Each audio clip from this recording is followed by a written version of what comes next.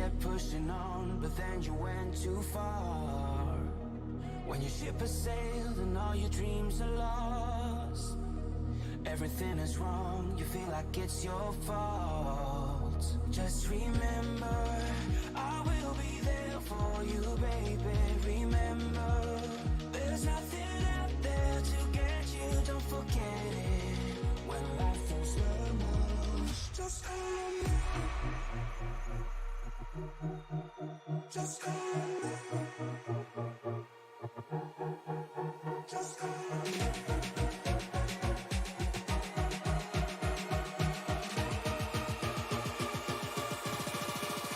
Just call me.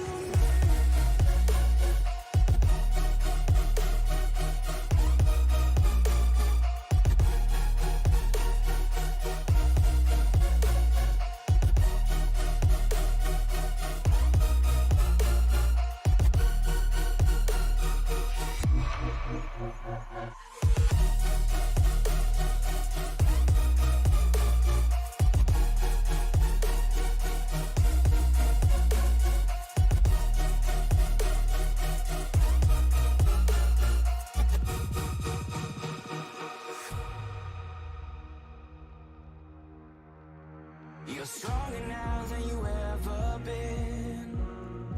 You gotta leave now, it's time to catch the wind.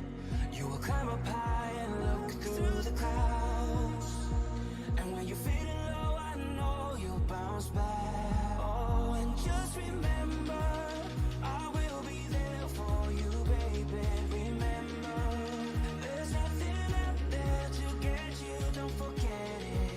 When life throws lemons, just call me. Just call me. Just call me.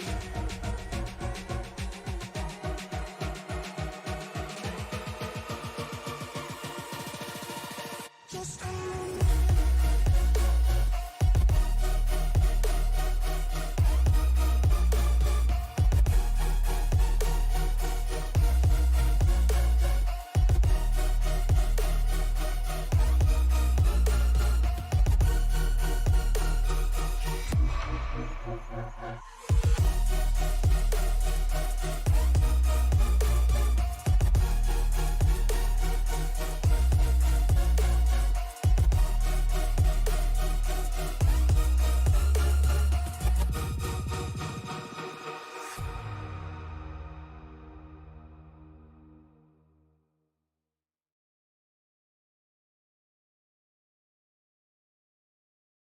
Ricmotech, high-performance sim racing equipment.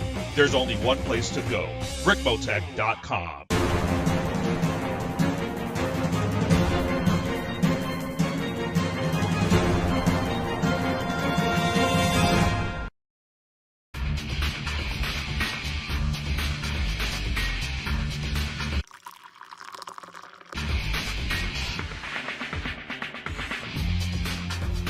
Allow extreme scoring to do the work for you.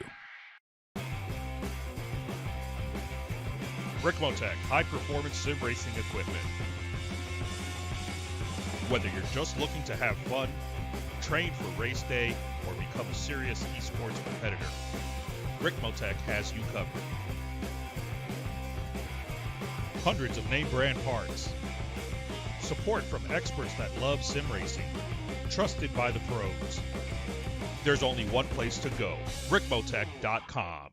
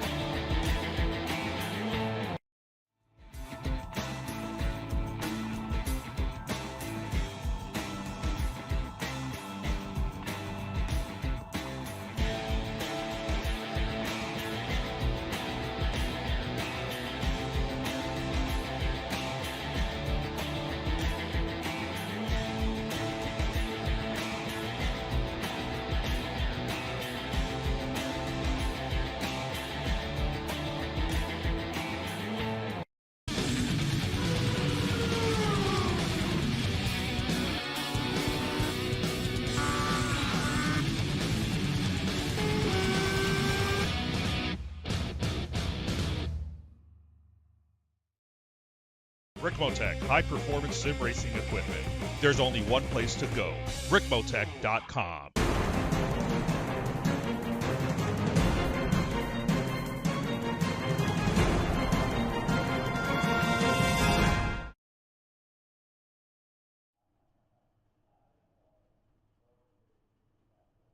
From the beautiful Pocono Mountains in northeastern Pennsylvania, the Ricmotech Cup Series is ready to turn 95 exciting laps here in northeastern Pennsylvania. Good evening, everyone, and welcome to Sim Racing Media. I am Dave Regal alongside my broadcast partner in crime, Mr. Tony Trapasso, and we are here to bring you some of the most exciting racing you will see this week on the iRacing.com servers. Tony, as always, great to be with you. I look forward to this day every week when we get to be together. And, of course, you know, as a Pennsylvania man myself, this is one of my most exciting tracks to visit. Yeah, absolutely. I mean, and this track has so much history to it. Not necessarily the newest track on the circuit, but already just in the 30-plus years or 40 years now, this track has been around. This track has really seen some great racing, a lot of side-by-side, but it's also seen its share of carnage. Without a doubt. And, here in the Ricmotech Cup Series, we don't get to see a whole lot of carnage. These drivers highly skilled at what they do. So it's always something exciting when you can see long green flag runs, especially here in Long Pond. And, even high atop in our Goodyear blimp view right now, you can see that this is the tricky triangle for a darn good reason. We're taking a look right now in the left center of your screen, the tunnel turn. That's going to be one of the trickier spots here, as these three turns are completely unique, Tony. I mean, turns 1 and 2, basically a normal banking amount, and then we go into a slightly less banked turn 3 and 4 over top of the tunnel that gets, What turn 4? Right, and there is no turn 4 technically. But, once we get down into turn 2 in the tunnel turn itself, I mean, we're going to look at a lot of cars having to back up that corner substantially before they get into the nearly flat turn 3, Tony. Yeah, and that's going to be the key tonight. If you can get set up properly for the run out of 3, you're going to have a good head of steam coming down that very long front straightaway here. As a matter of fact, one of the longest straightaways of any closed circuit in North America. But if you don't get it set up right, you're in trouble. And you're going to hemorrhage spots very quickly. Without a doubt. And, practice just getting ready to wrap up here in the Ricmotech Cup Series as David Clayman, one of the last few drivers out here to try to turn a couple of laps. Quite a good amount of drivers in the field tonight, 28 at this point. Basically, only one driver has not gone out and logged any laps of practice yet. That would be Dustin Carroll in the number 27 Chevrolet Camaro. So we'll have to see what's going on with him, and maybe we'll see him come out. Mike Rominger also not out yet. But taking a look here at David Clayman in the Scum number 15 Chevrolet. Right now standing 17th in practice time, Tony. And, what are you expecting to see from some of these drivers? I'm expecting to see some good aggression early on, because let's face it, this is one of the most difficult tracks to actually pass on, especially with the aero package that's on these cars now. So you really have to set the pass up almost 2 laps ahead of where you're actually going to throw it. And you really have to be mindful of what's going on around you, because we've seen it in the past. The last thing you really want to do is go too wide through that tunnel turn, because whoever's on the outside is probably going to eat safer barrier. More than likely. I'll tell you what, Tony, I think it's about time that we take a look at our season standings as we get underway here with qualifying. Bryce Senesac sits atop the pile here in the 09, and, 303 points, 50 points ahead of David Elliott, running in second, with GT Hawkins in third, Jeremy Clifton in fourth, and DJ Weeks in fifth. And, at this point, things are pretty well tight here. as 50 points separating Senesac and Elliott. But that's when it gets a little hairier. We're back here, John Sterling running in 8th position on the season, just 3 points behind Alan Hilton, who I'm expecting to be out there with the old hammer and tongs to keep him away tonight. Absolutely.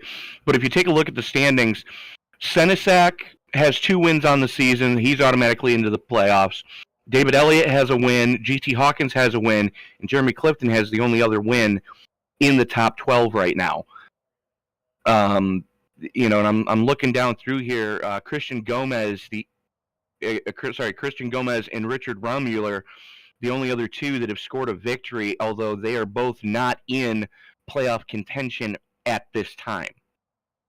Well, and playoff contention going to be something that we monitor just about all season long, especially as we get to this stage in the year. I mean, here we are at week number 8. It's a long season. We all know that it's a long season, but I mean, we're getting right into the thick of things. I mean, Senesac brings home his second checkered flag 2 weeks ago back at Kentucky after 167 laps. And I mean, this is the halfway point as we are at race 8 of 16. So getting pretty dicey here as we move through the season. And speaking of dicey, let's go out and see Alan Hilton, who is holding off, a challenger here in the point standings in John Sterling. He's up on P2 on our leaderboard. Greg Carr just bumped him off as Alonzo King goes quick time with a 54.56 on his first lap. I would expect everybody's time to improve on that second flyer, especially with the way the weather's looking right now. It's not the most adverse conditions we've seen here at Pocono. Track temperatures currently just under the century mark. 83-degree ambient air temperature, 10-mile-an-hour winds out of the northwest, which means they're going to be bucking a headwind coming down the Long Pond Straight going into the tunnel turn. Without a doubt. And, this track is set up the way that it is. I mean, low walls. It's not exactly like a bowl like you see at Dover or Bristol. There's not a whole lot to keep that wind away from you once it starts whipping around here. And, just off of Route 940 here in the Pocono Mountains. I mean, just an absolutely beautiful place to check out a race, of any level. I mean, a great facility. And, realistically, even the neighborhood that it's in, it may be in the middle of nowhere, but it's in the middle of perfection of nowhere. Yeah, absolutely. Race fans, if you're looking for a good vacation for your family, look no further than Pocono, Pennsylvania, because there's something for everybody. If your wife's not a racing fan, or your significant other, let's put it that way, is not a racing fan, you're right in the heart of Amish country. Some of the greatest arts and crafts anywhere. Matter of fact, the comforter that I use on my bed is right from just up the road here in Lancaster. Absolutely. And, here just a few miles away and literally, 20 minutes, by car, you can check out the Tannersville Outlets, the Great Wolf Lodge, Kalahari, which is a giant resort up here in the mountains. Kalahari has an indoor water park. You can check that out. And even if you're staying here at the racetrack, you can go over there to Kalahari, open to the public. Open year-round, too. It is. And I've actually been to Kalahari in the dead of winter. At my old job, I had to make a run up there. And it was the dead of winter, snow on the ground, but there were people running around inside the resort, at the water park, having a great time. So, absolutely check that out. Meanwhile, back at the ranch, Scotty Ramler sits atop the pile now with the fastest lap here, 54.06. And that's just 600th of a second ahead of Adam Capps in the 55. Taking a look right now at Brandon Shirley, who's basically, it looks like he's trying to get a couple extra practice laps here as he has now finished up his qualifying effort. David Clayman in the 15, now getting himself wound up on the second lap, see if he can improve from 14th position. Well, he's green through the first sector on his second flyer. I was watching the 77, and unfortunately he negated his lap by brushing the wall coming off of one, as Dennis Weeks going to go to 24th quick on his first flyer in the Autism Speaks number 97. And Clayman jumps up to 10th quick. solid lap. As we're going to see what Brandon Shirley in the 85 can do as he's coming through turn 3 for his final flyer. Letting that thing eat right now. Wes Grant also coming around. So Shirley's second lap does improve, but does not improve his position. Rich Reimuller in the 91 is also back with us here tonight in Spaceballs, the race car.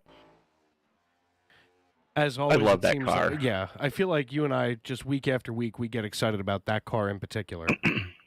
And unfortunately, I know that the Emperor has a new coat tonight. Of course, talking about our boss at Sim Racing Media, Jonathan Leach. And unfortunately, Trading Paints hates both of us. Yeah, Jonathan Leach out here getting ready to lay his first lap down as he goes 3, 2, 1 into turn 1.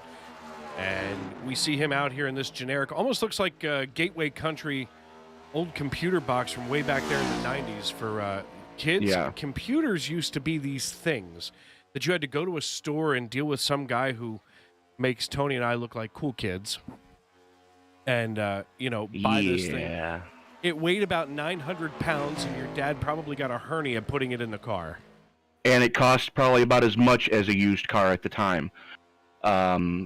But yeah, you remember when 486s came out? Oh my goodness! Yeah, that was a big thing. Oh, I got a 286. What do you got? I got a 486. You suck. Listen, my dad there's a place down in King of Prussia called Keytron that used to go to one of those computer shows every year over in Valley Forge. Yep. And Dad went to Keytron and bought one, and he thought that he had hit the mother lode. And remember, you never need any more than 16 bits. Right. keep telling yourself that. And the 56K modem was all you'd ever need to surf the entire internet. Yeah. I remember when you were trying to connect on a 56K modem, that squeal just, oh my God. You hear it every once in a while because as Leach gets into the wall coming off a 2, it looks like he's ripped his wheel right off. He has. He's flopping helplessly here. And that's what I was talking about. You got to be careful coming through that tunnel turn because it's very easy to eat safer barrier, and it's exactly what Leach did as he goes back into the safer barrier. And yeah, that right front suspension is not attached. We're going to take a look at this from the right front. You see that SRM branding here on the right front as he just hits that, and the wheel just flops around helplessly. Obviously, iRacing not as surreal as we would like it to be at all times, but my goodness, not a good start for for Jonathan Leach. Not a good start for us either, as we're not live. Yes, we are. No, we're not. Yes, we are. I'm watching it. On YouTube? Yes. Okay. I swear. Ladies and gentlemen, if you're watching us in the YouTube live feed, make sure that you subscribe, turn on those bell notifications, and tell your faithful broadcasters, especially Tony, who doesn't seem to be on the right channel, that you love him, even though that he's, apparently not sure where we are. Are you serious? No, I clicked the wrong Look broadcast. Yeah. I clicked the Iowa race. I'm sorry, folks. That I'm stupid. Paranoid. I'm stupid. I'm sorry. Don't be sorry. Just don't let it happen again. It's fine. Just about every car has qualified now tonight, except for Dustin Carroll. Not sure what's going on with him. Brandon Shirley, the last car to finish his qualifying effort here. So we should be, with 10 seconds left in qualifying, ready to rock and roll, Tony. Yeah, absolutely, Dave. And we do need to give a big shout out to the eyes in the sky tonight, as over in the admin tower, we've got Kevin Ford and Ed Morris Sr. keeping an eye on what's going on. And I got to listen to some of the drivers' meeting, and there's a lot to remember. I'm so glad that I'm no longer behind the wheel. Yeah, it's one of those things where, of course, as you know, I only race one night a week, and there are times where I am more than happy to just hang out with you all night. I would much prefer to be here. Make me feel all special and stuff. See how you are? Yeah, that's what I do. Well, what do you say we go to the lineup, Dave? I say that's a great idea. Let's see here. Pull up the old lineup. Starting on the pole position, Scotty Ramler in the number 57 Ford Mustang. We see him right here. Come on, there we go. There's the camera view I was looking for. Scotty Ramler in the number 57. Starting on pole position on the outside of row number 1, going to be GT Hawkins in the 14 Toyota Camry. Adam Capps on the inside of row number 2 with Michael Thwaites on his outside. Brandon Shirley in the number 85 Ford Mustang is going to be joined by Wes Gant on the 3rd row. Row number 4 made up of John Sterling and Dennis Weeks. Row 5, Jeremy Clifton and Rich Reimuller in Spaceballs, the race car. Round out your top 10, Tony. Jeff Taylor and David Clayton going to roll it off in row number 6. Row 7 is going to give us James Byrne and Clifton Cockrell. Alonzo King and Alex Carr going to roll it off from row number 8. Row 9 sees Brian Wasserman and Bryce Senesac, your points leader. Alan Hilton and Greg Carr going to start from row number 10. Row 11 sees Mike Rominger and Jonathan Leach. Jason Johnson and Mark Honeywagon Hanna going to be rolling off in row number 12. David Elliott and Max Slade in row 13. And row 14 is going to see Ryan Kling and Dustin Carroll. 28 cars scheduled to go here. 95 laps of scheduled distance. 5 sets of tires to get it done and a 75% fuel fill, Dave. So we're looking pit windows somewhere in the upper teens, lower 20s. Which, realistically, that's going to make things really interesting, especially, at a place like this with as much room as we have. We're not going to see, oh, no, I think I might have just, well, listen, I'm not trying to jinx it. You know me. I'm not trying to, but here I am. Get your hate mail coming now, folks. That's Dave Regal, care of SRM Towers, Philadelphia, Pennsylvania, P.O. Box OU812.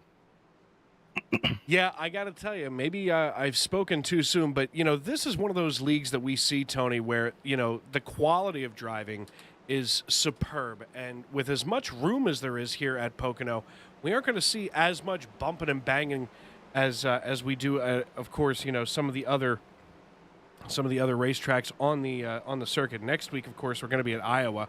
I'm sure there's going to be some rubbing and racing there. We went caution-free last time we were here at Pocono. Sure did. But as the field works its way through the 3-4 complex, Rambler going to have the button as the field comes out of turn number 3. The only thing that's left to say is, it's time to wipe the visor and adjust the 5-point harness. Grandma, grab a whoopie pie. It's time to get it on in the Pocono Mountains.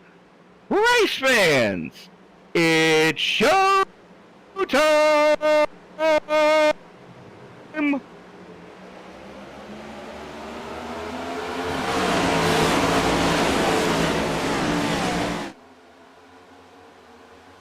GT Rambler. Hawkins, go ahead. I was going to say Rambler getting a good getaway as he's side-by-side with Hawkins going into turn number 1. Still a ton of side-by-side. They're almost 3 wide back there, as I believe that's the 85 of Brandon Shirley getting caught on the outside lane, going to hemorrhage some spots. 3 wide down the Long Pond Straight. Definitely not something that we want to see here on the backstretch, but early on you can see guys just trying to get themselves jockeyed into position. Right now, Scotty Rambler and GT Hawkins side by side, 3 wide going through turn 2. This isn't going to be good. Who's going to check up and blink as we get ready to go into turn number 3 now? We're going to see everybody get real slow. Looks like GT getting loose coming into turn 3 as those tires are still very cold. A little bit of contact here coming down the front stretch. Who's going to get credit for the first lap lead? That would be Adam Capps in the number 55 Toyota Camry, as we are now 1 lap in here at Pocono Raceway. Here comes the 12 with Thwaites to the inside of Capps. That's going to open the door for Scotty Rambler to get back up in there, as both Rambler and Hawkins had to check up through 3. Open the door for Thwaites, as now Hawkins and Rambler working the inside. Hawkins goes to the top shelf. Still side by side, though, for second, as Rambler just power move.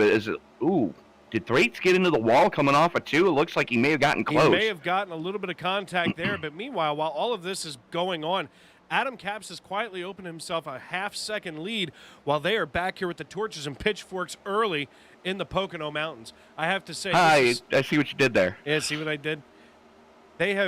These guys right now are going at it like crazy. John Sterling now working the inside of GT Hawkins. Of course, these two drivers not only going at it here on the track tonight, but also in our point standings right now. John Sterling's biggest thing is trying to finish ahead of Alan Hilton. So right now, not a problem, but Hilton already up 4 positions, chasing down John Sterling, who's up 3 himself, now 2, as he is back in 5th. A little bit of contact there between the 14 and the 3. Just a little bit of contact. Rubbin's racing, but I'm keeping an eye right now on our good friend Rich Reimuller in the Spaceballs, the race car, as he's in a cluster of traffic right now with Wes Kant, Dennis Weeks, and Alonzo King Jr. Yeah, kind of looking like a mess as they come out of turn 3. This whole area back here looks almost like, well, I guess if you hang out in the Poconos enough and you eat enough smoked sausage from the Polish community and enough butter from those of us in the Pennsylvania Dutch community, that's what your arteries are going to look like. Nothing but clogged coming down the front stretch. We normally call that a Waffle House situation. The track is scattered, smothered, and covered. For those of us here in Pennsylvania, we just call that scrapple with syrup. I had to explain Scrapple to my father one time. My sincerest apologies. Yeah. Everything but the squeal, and even that's not off the table. What is Scrapple? It's the leftover parts of the pig. He goes, what do you mean? Okay, you know how they make ham and pork roast, pork loin, and bacon, and all that other stuff? He goes, yeah. I said, you know how they do pickles pig's feet? He goes, yeah.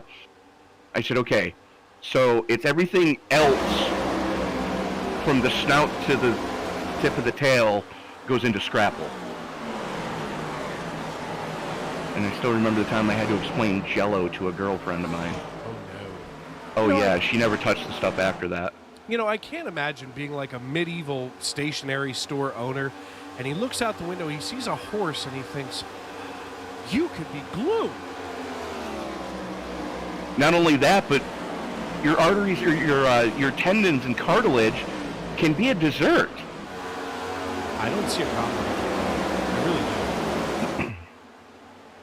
Speaking of not seeing a problem with anything at all, pop the clutch, shift the gears. We're looking at Adam Capps here coming out of turn 3 down the front stretch, who's now opened up an 0.8 of a second, nearly 0.9 second lead over Scotty Randler. Randler now holding a quarter second over Michael Thwaites. Closest battle on the racetrack right now, it appears, is David Elliott side by side here with the 15 of David Clayman. Now we've got kind of a little three-car dance here as they come into turn number 1. I'll tell you what, Tony, so far so good as we are now 6 laps of 95 into it. Yeah, absolutely. And, you know, these guys are biding their time right now. You know, nobody's doing anything crazy.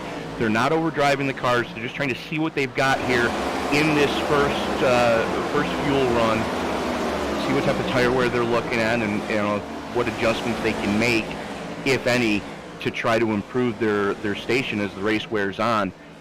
And I'm checking back in this battle just inside the top 5, as that's Jeremy Clifton going after John Sterling in the GM Goodwrench Plus Ford Mustang. And if you think that your brain hurt before, say that again, Tony. The GM Goodwrench Ford Mustang. So for those of you that are diehard Blue Square GM fans, that one kind of hurts you right in the old heart. Yeah, but if you look at the car as it flashes by from like a 3/4 front angle, it kind of does resemble the early 90s Luminas. As Jeremy Clifton having some heavy blinking going on right now in the 1. It's got to be unsettling for Rich Reimuller, as he is right behind him with Spaceballs, the race car, trying to figure out what he's got to do to get by Dark Helmet. In fact, we're going to go right here to the roll bar. And Race Control just gave the 1 a warning. We're going to go right here to the roll bar, and you can see, folks, just how tough this is. And of course, this is kind of something that we deal with a lot in the iRacing.com servers. You know, not everybody has the fastest internet. They may not be, you know, just a few miles from the Comcast hub or Bright House or Spectrum, whoever your internet provider is. So sometimes some quality issues can arise, and as Tony just said, I mean, this can be very distracting and unnerving for somebody like Rich Reimuller, who's following Jeremy Clifton as Clifton is disappearing in the middle of the racetrack. Yeah, the last thing you want to do is look to your right and see somebody sitting in the passenger seat of your Cup car, because that's never a good thing. And he's trying to get himself. It just looks like he's going to be having trouble. So let's hope to God that he can get that all kind of fixed up. But right now, Adam Capps still your race leader. Now 9 laps of 95 in, so just under, well, technically just under a tenth of the way through this race. As we go through, Adam Capps, your race leader, Scotty Ramler now making the pass on the low side, bringing Michael Thwaites along. What's going on with Adam Capps back here as he has now dropped all the way back to 4th position and still falling, it looks. Yeah, just definitely not having a good time of it as he continues his backslide there. Had a good, strong run. He's squirrely again. Trying to lay the power down a little too aggressively is Capps, and it's cost him. It has absolutely cost him, and right now the 14, they were just side by side as we're going to watch them come down here into turn 1. Everybody just about, that is getting distracting here, as now the 1 is on the inside of the 3. That's unnerving. I have been in that position, and I'll tell you what, that's horrifying as we can see the 1 of Jeremy Clifton working the inside now. As the field comes down the backstretch, Scotty Ramler, your new race leader, in the number 57 Ford Mustang, as he is leading GT Hawkins, Michael Thwaites, Adam Capps, John Sterling, and Rich Reimuller, your top 6. And we're starting to see Jeremy Clifton sliding backwards as perhaps his connection issues are more than he can handle even in his own driver's seat. Yeah, absolutely. And it's tough when you're in that situation. And Dave, I just received word from one of the higher-ups here at Sim Racing Media. And it is my pleasure to announce that Miss Monica Clayman has just won a Sim Racing Media t-shirt. Congratulations, Monica. You know what? Monica has been with us just about every week, I believe. Exactly. And it's, the dedicated fan prize that we're giving out tonight. She's been here since race 1. She's been with us. She's interacted in the live chat. We'd love to have her here with us as she's rooting for her boys. And, Monica, congratulations. All you have to do is go to simracingmedia.com and send an email to the store there and let them know that you won a free t-shirt on the Ricmotech Cup Series. Kind of we start to see John Sterling, not that I'm trying to shift gears or anything, but do still have a race going on. John Sterling stepping out of line, trying to get himself around Adam Capps. They're now going to be side by side going into turn 1. Looks like Sterling going to back off of Capps for now, perhaps trying to set himself up to draft into turn 2. I have to be honest with you, Tony, as somebody who has been on the backstretch here in Pocono, once you get around turn 1, you're pretty much waiting until you get back out there again, because passing anywhere else is just the side of ludicrous. Well, speaking of ludicrous speed, Rich Reimuller up 4, currently sits in 6, right behind that battle with Capps and Sterling. And Sterling, he's committed to that low line, and I got to give Capps credit. He's keeping the car up top. He's keeping it wound up. Drag race down the front straightaway as Sterling's going to pull door to door going into turn number 1. And I'm thinking it's too early for Capps to have burned the rear tires off that car already, isn't it? Yeah, with just 13 laps in, it seems like Capps may be having more than just bad tires. Perhaps this setup just isn't really working out for him. Now, of course, we are in a fixed setup league, and folks, when we talk about setups, we're talking about the way that the 55 just kisses the wall going into the turn here at the tunnel turn. So maybe he's got some stability issues in the setup. But, the Ricmotech Extreme Scoring Cup Series is a fixed setup league. So everybody here does have the same chassis setups, the same tire pressures, the same spring rates. The list goes on and on and on. And the only thing you can really change is your creature comforts, your steering offset, your brake bias, and your steering ratio. So, And if I had to venture a guess, I'm going to say Caps probably has the tightest steering box in that car right now. more than With how likely, twitchy it is. yeah, every time he touches that, Oy! oh my, here he goes. Everybody deking and dodging to get out of Good his way. grief. Ryan Mueller has to be back there just about slamming his fist on his own steering wheel, as now we see Alonzo King Jr. working the inside of the 55, driven by Adam Capps, and Adam Capps still holding his ground out here on the outside line, but it seems like every time he touches the wheel, that car does a little shimmy shake. Yeah, and that goes back to what you were saying about the only thing you can adjust is the steering wheel offset of how clocked the steering wheel is in your hands going down the straightaway or in the turns, and your brake bias and whatnot. Is we've got a draft foreman on the inside line. That's Weeks and Reimuller going fender or nose to tail going into one. Is Reimuller backs off, gives Weeks the shove. Weeks is going to be able to slip by. The question is he going to abandon the 92 coming down the Long Pond straightaway? The answer is no. Well, and as we're talking about, the twitchiness of your wheel and the ratio, how much you have to turn in order to get it to turn. I want you to think about, if you're old enough to remember an old Buick or, my first car, a Jeep Grand Wagoneer, you used to have to turn that wheel several times just to make a simple turn, in a parking lot where, otherwise if you've got the old front wheel drive sleigh, all you have to do is touch the wheel and all of a sudden you're turning. So, that... Oh, yeah. That dead space. Oh, yikes! 55 92 now getting into it.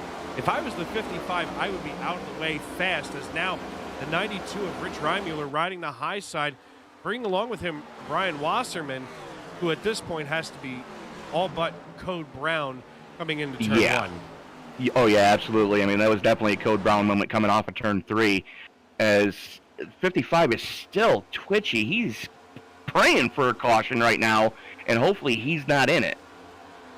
It looks like we got a battle for the lead heating up. Good grief. Michael Thwaite, Scott Rambler, GT Hawkins all right there, as Rambler and Hawkins able to dispatch the 12. I dare say Thwaite may have gone too hard too soon on this tire run, as both Hawkins and Rambler have gotten back by him.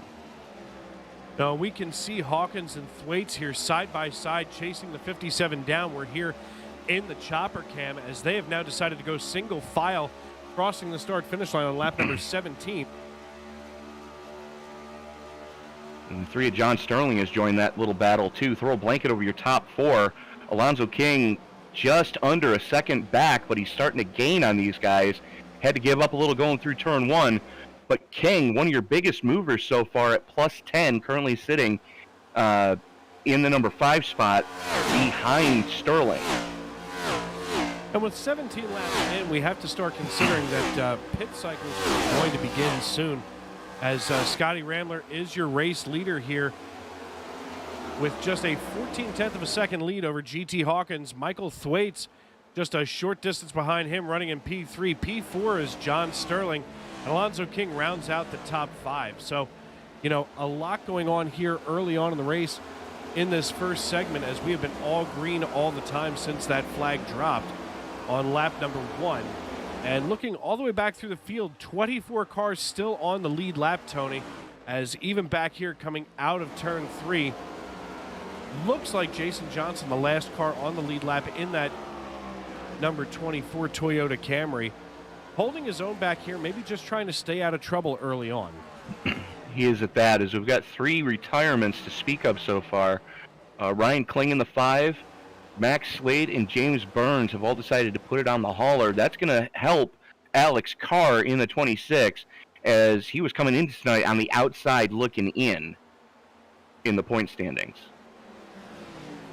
Without a doubt. And I mean, here on week 8, we're not really looking too close at the playoffs. Whoa, as Scotty Rambler gets loose coming out of 3. Those tires may be cooked for now. I'll tell you what, especially at a place like this at Pocono where it's so flat coming out of 3. I mean, we're going to see these drivers all the way through these, these closing laps of this first segment starting to get a little loose coming out of 3. As we can see Jason Johnson in the 24 doing exactly as I just said. a little bit loose out of 3 and a little bit loose out of 1 as well, as those are the places where you're really going to try to lay the power down, and you've got to tiptoe through that tunnel turn. And the one thing I have noticed, Dave, with this new next gen car as opposed to the Gen 5, the Xfinity, and the truck, that bump going over the tunnel turn is not quite as exaggerated as it is in the solid rear axle cars. Absolutely. Well, I'll tell you what, at this point, with 19 of 95 laps in, a lot of these guys, they're going to just have to tighten those belts up and settle in for a little bit longer here. As, whoa, we see the 92 getting out of line on the front stretch. I can't get this camera to stay still. My goodness. As we now see the 92 diving into turn 1. He's leading DJ Weeks into 1. Another connection issue I hear on the radio. Kind of interesting. Not sure if he's talking about the 1 car. Let's see if the 1 has gotten himself He has not calmed down. The Glory Pole Company Chevrolet.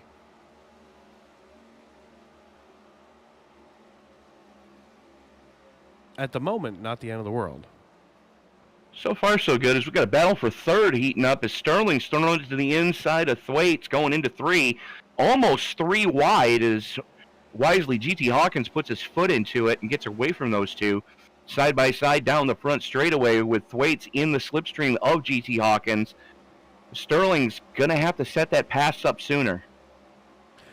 Absolutely, but right now Sterling, with nobody behind him, is going to want to stay as close as he can to stay in that draft bubble, and we can see just how touchy these new next-gen cars are. As, it seems like as soon as John Sterling got away from that bubble, he just started losing ground almost instantly. Dustin Carroll, meanwhile, seems to have some kind of an issue. We're going to take a look here at Dustin Carroll as we are under caution.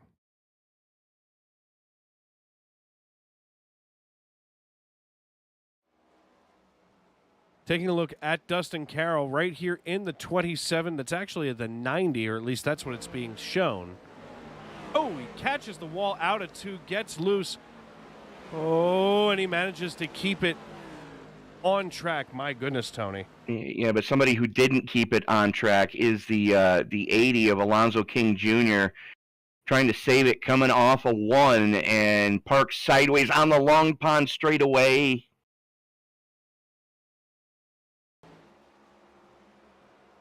We'll take a look at the 80 in just a second, sir. Roll that beautiful bean footage. We will, as we're taking one last look at Dustin Carroll, and now we will go to the 80.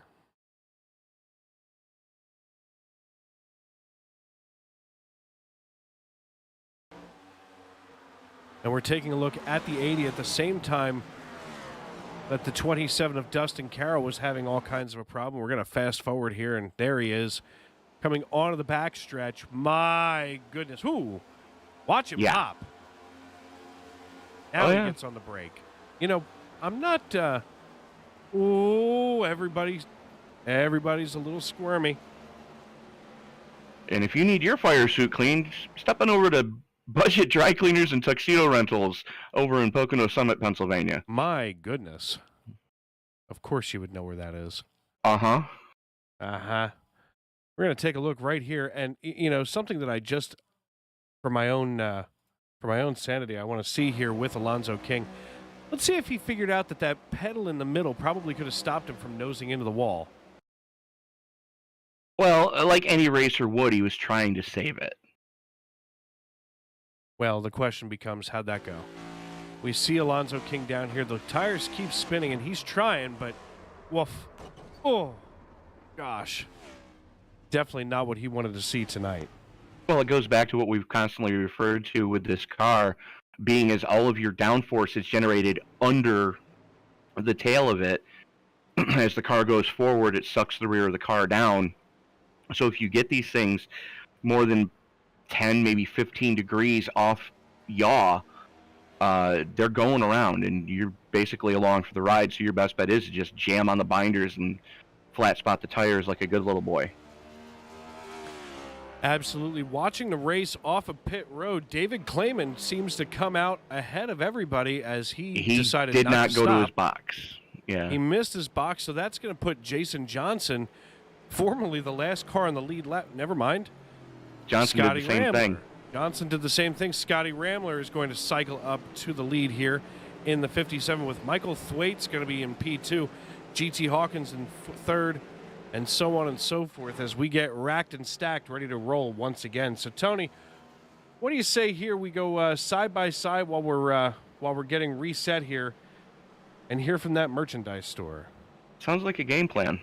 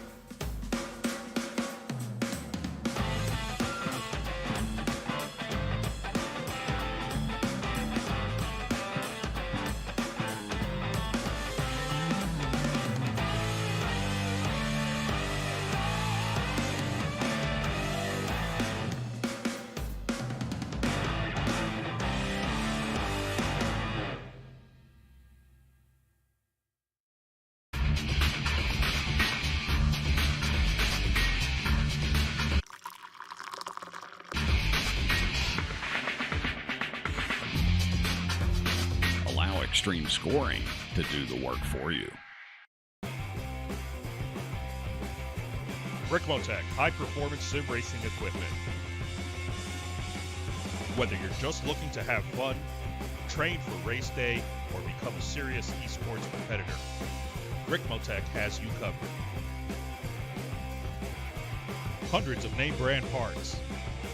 Support from experts that love sim racing. Trusted by the pros. There's only one place to go, Ricmotech.com.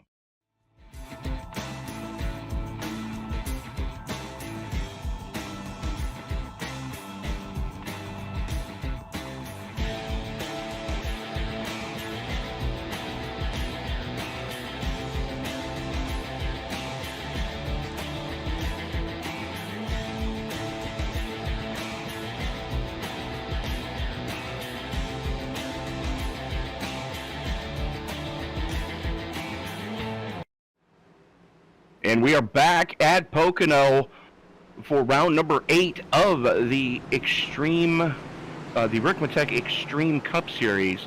GT Hawkins winning the battle off pit road. Scotty Rambler doing a little pit strategery, packing that thing as full of fuel as he can get. As the field comes out of turn number 3, pace car is into the Geico restart zone they go. Thwaites jumps on the loud pedal, and GT Hawkins almost stacking up the outside lane as Bryce Senesac had to really climb on the binders. It's going to give a 3-car breakaway on the low side. That's Thwaites, Weeks, and Reimuller. As Reimuller went up to throw the block on Hawkins. Hawkins on the top side trying to get a good run, but here comes the 09 of your points leader, Bryce Senesac. Furthest forward he's been all night tonight. Currently one of your biggest movers at plus 13, sitting back in 5th. Biggest mover, though, is David Elliott back in 8th, currently sitting plus 17. David Elliott here. Let's take a look.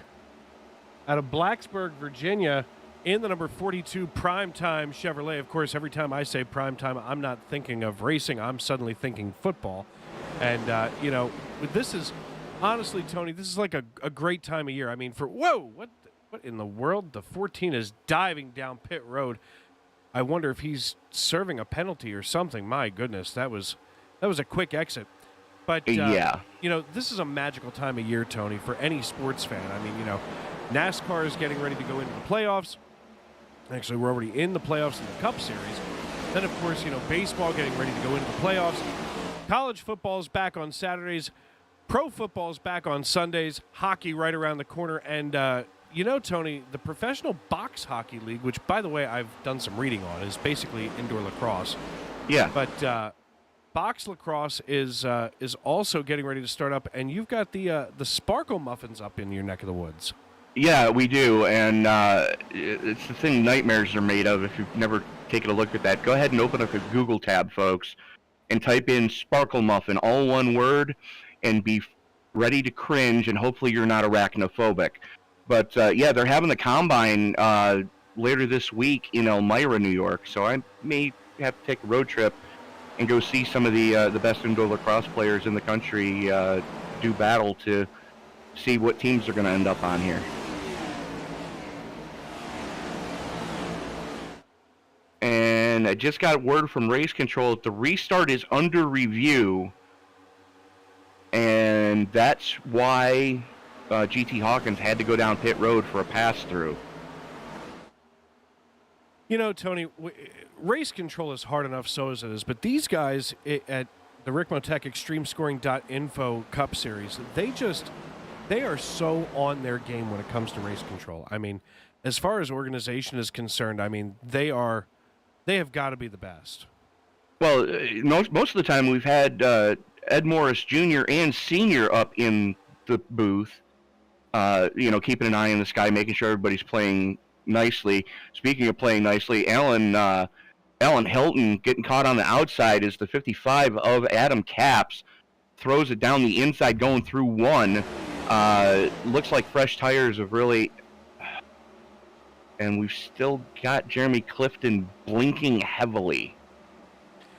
Yeah, I would have to say that Race Control is probably pulling their collective hairs out right now, trying to decide what to do about Clifton, as, he is blinking, and then he's not there, and then he is there. Meanwhile, the number 8 Maestro's Chevrolet Camaro chasing down the 55. As you had just mentioned, the 55 driven by Adam Capps, that elite Toyota Camry. With these fresh tires, especially, depending on how your steering ratio is set, that's going to feel like a great machine right there. But as we get further and further here, third, we're going to see a little bit more shakiness coming out of there. Taking a look now, Bryce Sendesack up in third position now. Looking back at Brian Wasserman and Rich Reimuller going side by side as Reimuller backs off and they go single file down the back stretch. I mean, Tony, these drivers, they are so patient. And Reimuller knows exactly when to pull out and not wreck himself all over the backside of Brian Wasserman.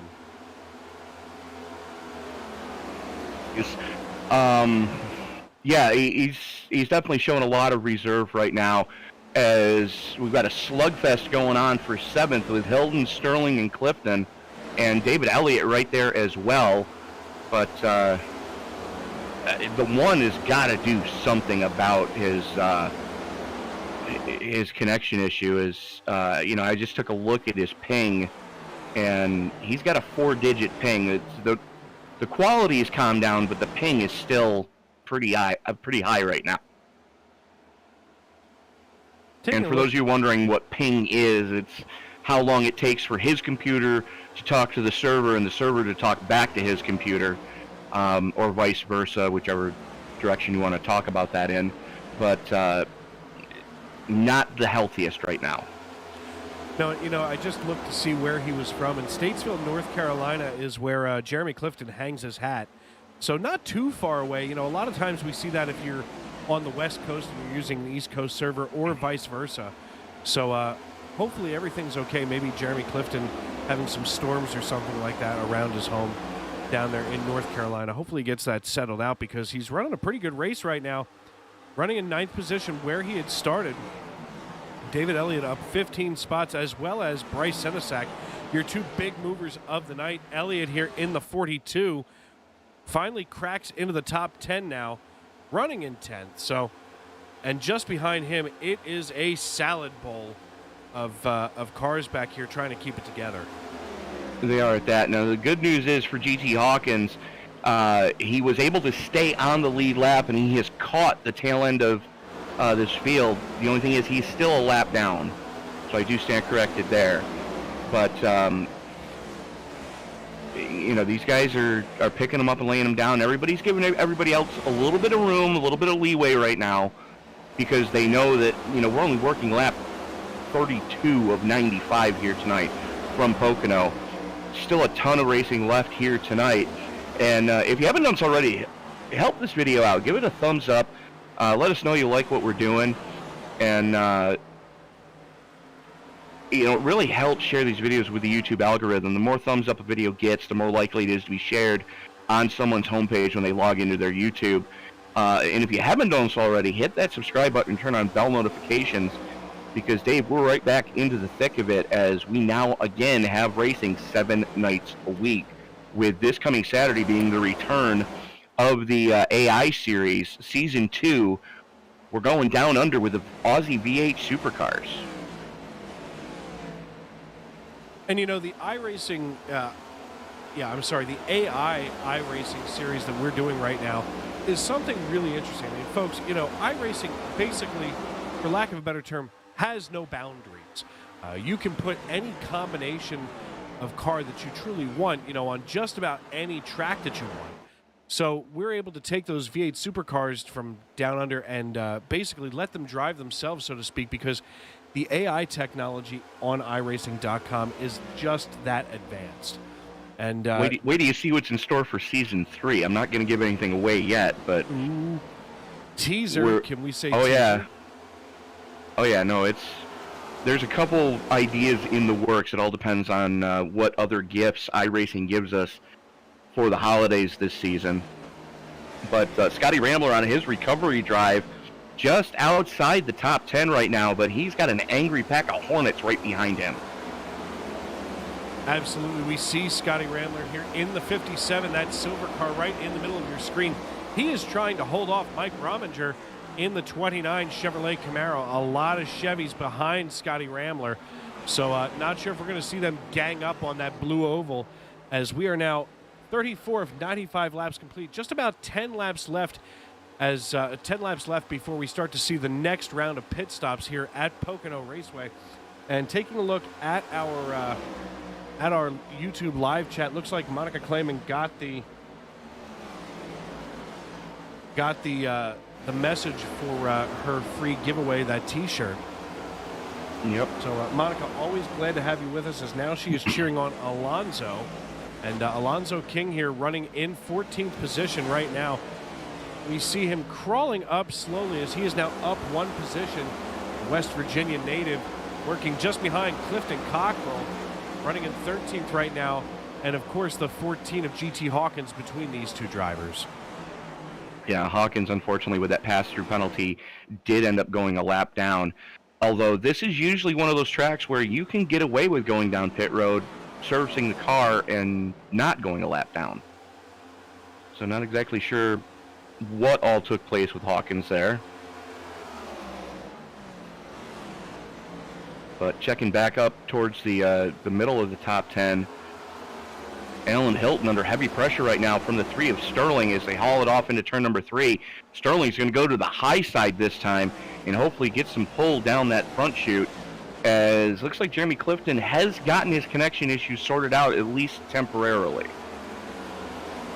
Absolutely. Now we see the 3 of John Sterling. You know, they are neck and neck in our point standing, separated by just 3 points. Hilton and Sterling going side by side into turn 1. We now see Sterling working the low side, as it looks like he's going to try to slingshot himself from the bottom, maybe up to the top, but I'm afraid that the 8 car is going to take away that exit speed that he's going to have. No more momentum for him, as he might even get hung out to dry here on the low side, getting ready to go into turn 2 over top of the tunnel. Well, they're still pretty much side by side, and the ones back to blinking, that's... I'll tell you right now, if I was David Elliott, I'd be screaming, because he's caught behind that mess. Absolutely, because you're not sure how far you're able to drive. Plus, at the same time, your draft is there, your draft is gone. Your draft is there, your draft is gone. Right, and all he's doing is hemorrhaging time to those cars in front of him.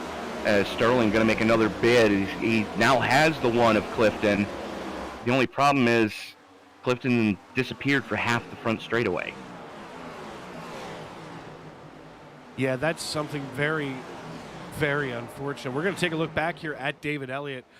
As we did earlier, we're going to take a look right inside here from the roll bar of the 42 machine. We're watching Jeremy Clifton side by side with Alan Hilton, and he's just in and out. So, you know, from this perspective, that is something that is nothing but a headache, as we look directly here from the helmet cam of David Elliott. And that's just got to be unnerving, especially if you're Alan Hilton right now, being as the one is gone more than he's there. Let the 3 go by, as he knows that we're not even to the halfway mark yet. But, as you mentioned earlier, green flag pit stops getting ready to start up again here within the next handful of laps, as these guys are picking them up and laying them down. I'm impressed with what I've seen so far here tonight at Pocono. Yeah, without a doubt. I mean, one of the things we see at Pocono more often than not is usually it's those cold tires that can give us trouble at the beginning of a run. But right now we're into the meat of this run with about 6 or 7 laps to go before we start seeing the next round of green flag stops. The 55 of Adam Capps trying to hold off Brian Wasserman and John Sterling. Things starting to heat up for these two drivers. As we're now coming down, we're going to see right here from our drone cam, it looks like John Sterling now finally all by himself up here, giving himself a little bit of breathing room, but breathing room getting real thin back here as the 42 and the 8 are about to go side by side. Now Sterling drops down on the low side. We are 3 wide going into turn 1 with the 3, the 17, and the 55. Good grief. And contact going into 1. There's the 55 getting sent up the track. Luckily, everybody keeps it out of the wall. But that was definitely a scary moment for Wasserman and Capps. Yeah, I'm sure Wasserman and Capps are not happy right now with what just happened there. But that definitely opens the door here for Sterling to now get ahead of Alan Hilton. Again, Sterling comes into this race trailing Hilton by just 3 points in the season standings. So, obviously that's going to be key if he can keep his position above Hilton. And that's going to be one of the sub-battles that we're going to need to watch throughout the rest of the season. These subplots going on. It's not just Bryce Senesac leading the point standings with 2 wins on the season. There's a lot of positional battles that are taking place. One of the biggest ones right now is Wasserman and Hilton going after each other as GT Hawkins dropping down to pick up Wasserman and goes 3 wide as the 42 blinks. 42 blinks. They should be 3 wide. Not even sure where the 42 is right now. He hasn't come back. There he is. As they're just about in that all too scary diamond formation that you and I watch for every week. And now the 42 gets single file in front of the 17. So Elliott, Wasserman, and Ramler all running together now. The 55 of Adam Capps holding on to 11th position, trying to get himself back into that top 10. Not sure if he's going to have enough time to get around Ramler here to get back into the top 10. But I don't think he has the tire to do it. No, and it looks like Ramler's ready to take on Brian Wasserman as he's ready to pick him off as if he's a bug on the windshield. Now Ramler working the low side, trying to steal some of that draft off of the 42 of David Elliott, and a little bit of wiggle as the 55 gets loose coming out of turn 1. If he didn't get into the wall, another coat of paint, he definitely would have been in trouble, as Wasserman and Ramler side by side going into the tunnel turn. Wasserman wisely giving room to the pole sitter as Rambler's continuing his recovery drive and starts to pull a gap on Wasserman as he starts to march his way back towards the front. Checking in just inside the top 15, that's Greg Carr and David Clayman going after each other. Taking a look here at Greg Carr right now in the middle of your screen. This beautiful number 25. There he is, that HK Chevrolet. I'll tell you what, he's got himself a nice little cushion on either side of him. About 0.4 of a second to Brandon Shirley, about 0.3 of a second back to David Clayman. If I was him, I'd try to maintain that position for a little bit longer as we're just under the halfway point and just barely outside of that pit window here for the second round. We're closing in on the halfway mark here. Working lap 42 of 95, not quite halfway yet, as Sterling and Senesac going after each other, coming out of the tunnel turn and heading into turn number 3. The 3 all over the 09 as Sterling blows the corner entry. That's going to open the door for GT Hawkins, the lap car. Hawkins wisely going to file back in line, but right behind him, though, good grief. That is David Elliott going after Alan Hilton. That's not what Hilton was hoping for.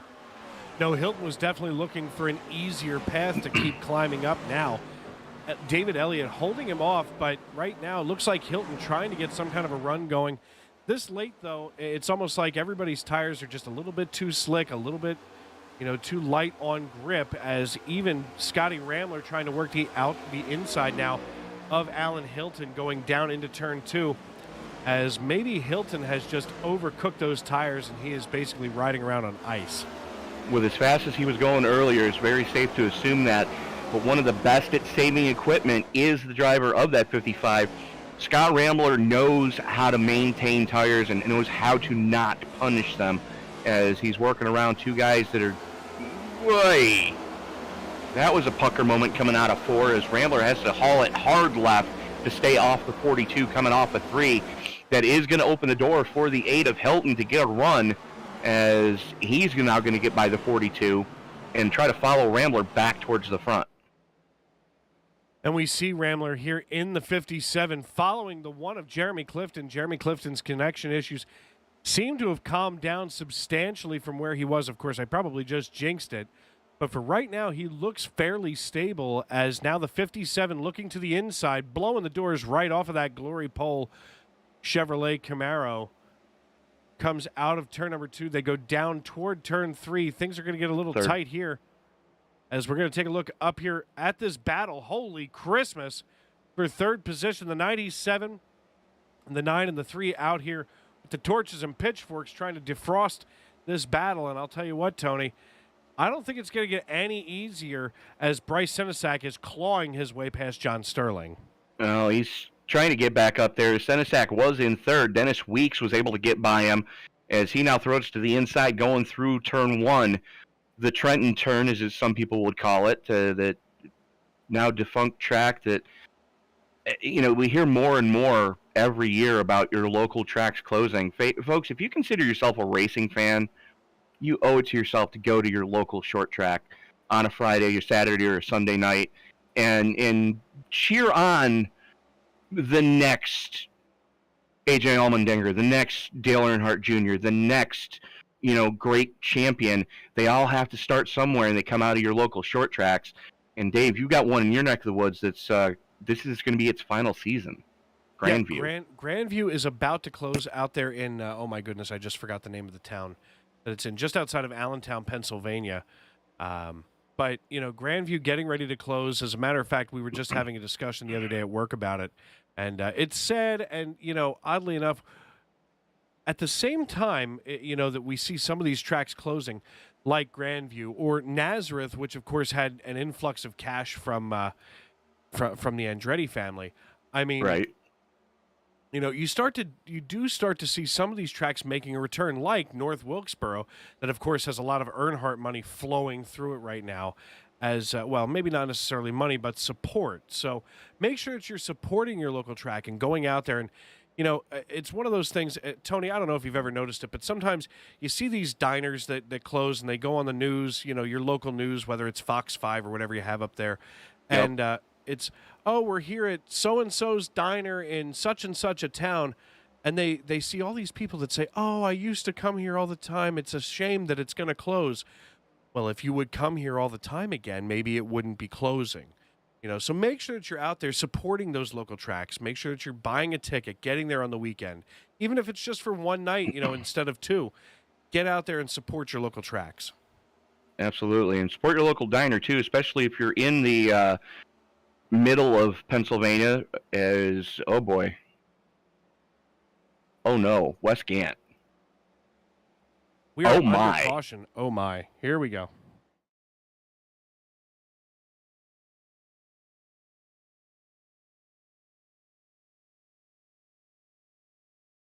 Taking a look right here at Wes Gant in the 11. Right here on the right side of your screen, we're going to see him coming into the frame now, just behind the 15. The 55 gets loose. The 11 just drives right up into the inside of the 15 and is now on his roof going down the back stretch, Tony. And this is what I was talking about when I said when this car first came out. iRacing needs to let us paint the under trays. those of us who work on graphic designs for these cars, the wraps, if you will, let us paint the under tray for just that situation. Yeah, I have to say, especially here on iRacing, because we get to see that so much without without any true injury. I mean, unless you've got a direct drive wheel that just tried to crack your wrists. But right now, under caution on lap number 48, I'm fairly certain, without a shadow of a doubt, we are going to see every car come down pit road here, Tony. That's the safe bet. As what did you look who won the pony? Spaceballs, the race car, currently showing the way as he's got Michael Thwaites right behind him. And I believe GT Hawkins should be getting the free pass this time by.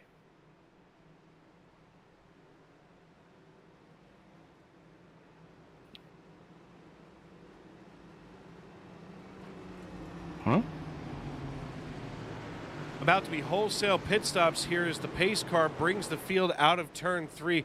We're going to see Rich Reimuller all the way down through probably Jeff Taylor on the lead lap here, coming down this time as everybody on my timing and scoring sheet just says in. As you would expect. So while we are going to be under caution, what do you say we step away and pay a couple bills, Dave? Sounds like a grand plan, sir.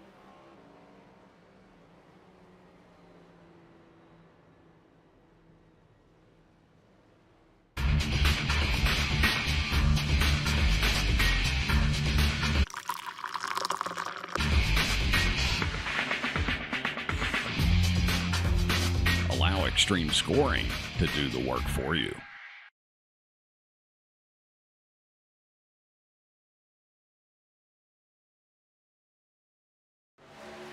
The search is over.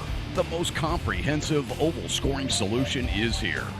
Featuring oval playoffs, adjust drivers per round, custom number of rounds, custom playoff points, provisionals, optional win and you're in, custom playoff displays, rookie championships, optional minimum participation, and load those results in seconds.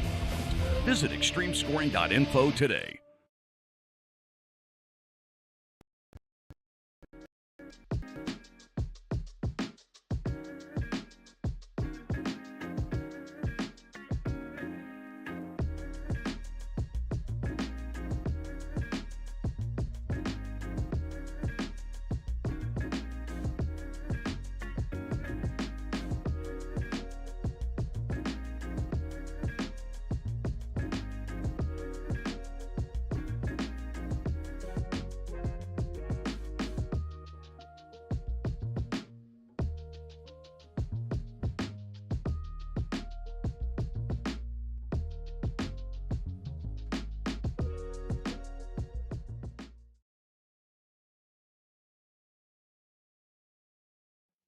Drivers that took time, all of them within 3.5.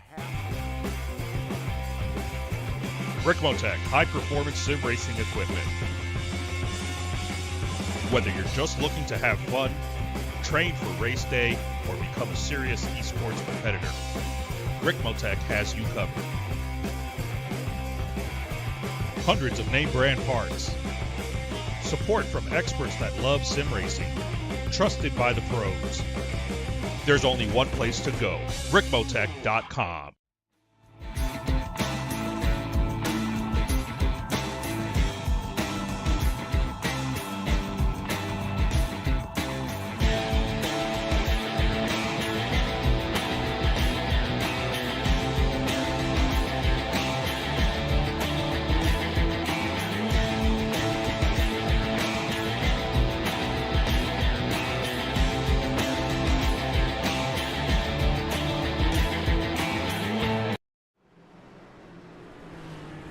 Welcome back to Pocono Raceway in Long Pond, Pennsylvania. Just a few short steps off of Route 115 here in the Pocono Mountains. Dave Regal and Tony Trapasso in the Sim Racing Media broadcast booth. You're watching the Ricmotech Extremescoring.info Cup Series. And right now, Michael Thwaites, your race leader, being followed by Rich Reimuller in space. Backwards. Sorry about that. Rich Reimuller on the inside of row 1 with Michael Thwaites on the outside of row one as Ricmotech going to be bringing the field back into the front stretch here. We do see the iRacing.com pace car taking that hard left to go down pit road. That means that Ricmotech is going to enter the Geico restart zone. He hits the loud pedal, and we are back green flag racing at Pocono Racing. Thwaites was backing up to try to see where Ricmotech was. Backed up that outside line just a little bit as here comes Scott Rambler to the inside. He's got the three of John Sterling for company as they're trying to work that inside line right now, still side by side from Thwaites and Sterling on back. Taking a look here from higher above, we can see the 12 car all but pushing the 57 as they dive into turn number 2. And, you know, we talked about it earlier. Whoa, the 3 car just drafted right up to the rear of that Space Force Chevrolet there. And, you know, here's the thing. You're going to see a lot of these cars on the fresh tires trying to make all kinds of hay, as this is the only time you can really do it. But the battle that we need to be watching right now, as I've said so many times tonight, is going to be between John Sterling in the number 3 GM Goodwrench Ford Mustang, as well as Alan Hilton in the Maestro Chevrolet Camaro, as these two drivers separated by just 3 points in our standings tonight. Right now, they're only separated by, by 1, as it's 2 points per position, as Hilton looking to the inside of Sterling, looking to get back to the advantage for the 8, coming down the Long Pond straightaway, almost going to get shut out as Bryce Senesac working the outside lane going into the tunnel turn. And we see now John Sterling pulling away, but that leaves Alan Hilton and Bryce Senesac side by side now. David Elliott watching from behind. At this point, he is just hanging out as that primetime Chevrolet Camaro is going to be just hanging on to the high side. That does give him quite an edge over the 8, as we've seen the low line here at Pocono not be as productive, as these guys don't have as much time to make up that speed. Not in the early going anyways, or late going, definitely. That outside lane has already paid dividends beyond reproach tonight, as that is still an angry pack of Hornets from Sterling in 4th on back. Speaking of and on back, we see David Elliott just behind Alan Hilton. And right now, fastest through segment 1 going to be David Elliott, as he was making all kinds of speed up. Alonzo King Jr. running in 8th position right now, as Scotty Rambler taking the lead away from Rich Ricmotech, Tony. Rambler already starting to pull a little bit of a gap, as Thwaites now going to close in on the 92 of Ricmotech. Ricmotech, though, in the slipstream of Rambler. So a Ford leading 2 Chevys and a Ford and another Chevy for your top 5. Then you got a sea of Chevys, with Adam Capps being the only Toyota in the top 15 right now, sitting back in 9th. Alonzo King working the low side of the 42 of David Elliott, falls single file here. And I got to be honest, not sure if that's where you really want to be right now, as Adam Capps looking to the inside now of Alonzo King Jr. We see him take that spot, diving in to secure away 8th position from Alonzo King. But something that we've been watching all night is that as the run gets longer and longer, Adam Capps starts to get twitchier and twitchier. He does at that, as right behind him, that's an angry slugfest, as GT Hawkins just laid down the fastest lap of the race with a 53.97. First one to go sub 54 here tonight. As Wasserman, Carr, Cockrell, Rominger, and Hawkins all going after each other right now to try to get back in the top 10. Well, and GT Hawkins, as he had to recover from being a lap down earlier, clawing his way back through the field as he comes just below the 10. They're just about 3 wide as the 14. The 10 is the meet, and the 29 just staying as far out of trouble as he possibly can is Mike Rominger. And now side by side go the 14 and the 10 of GT Hawkins and Clifton Cockrell.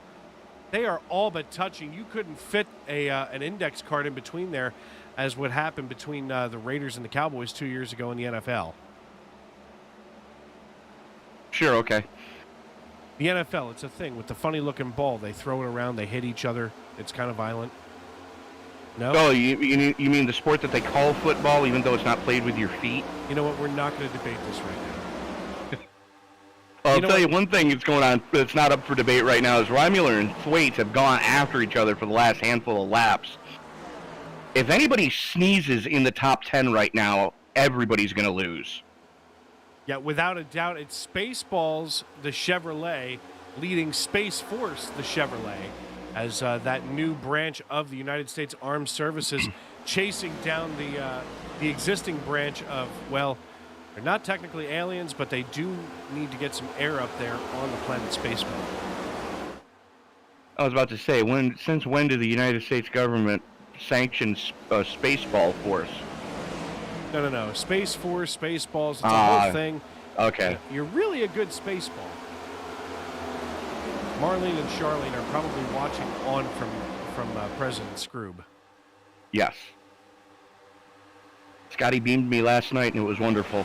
As Reimuller throws to the inside of Rambler going through turn 1. Side by side go Rambler and Reimuller, so a couple of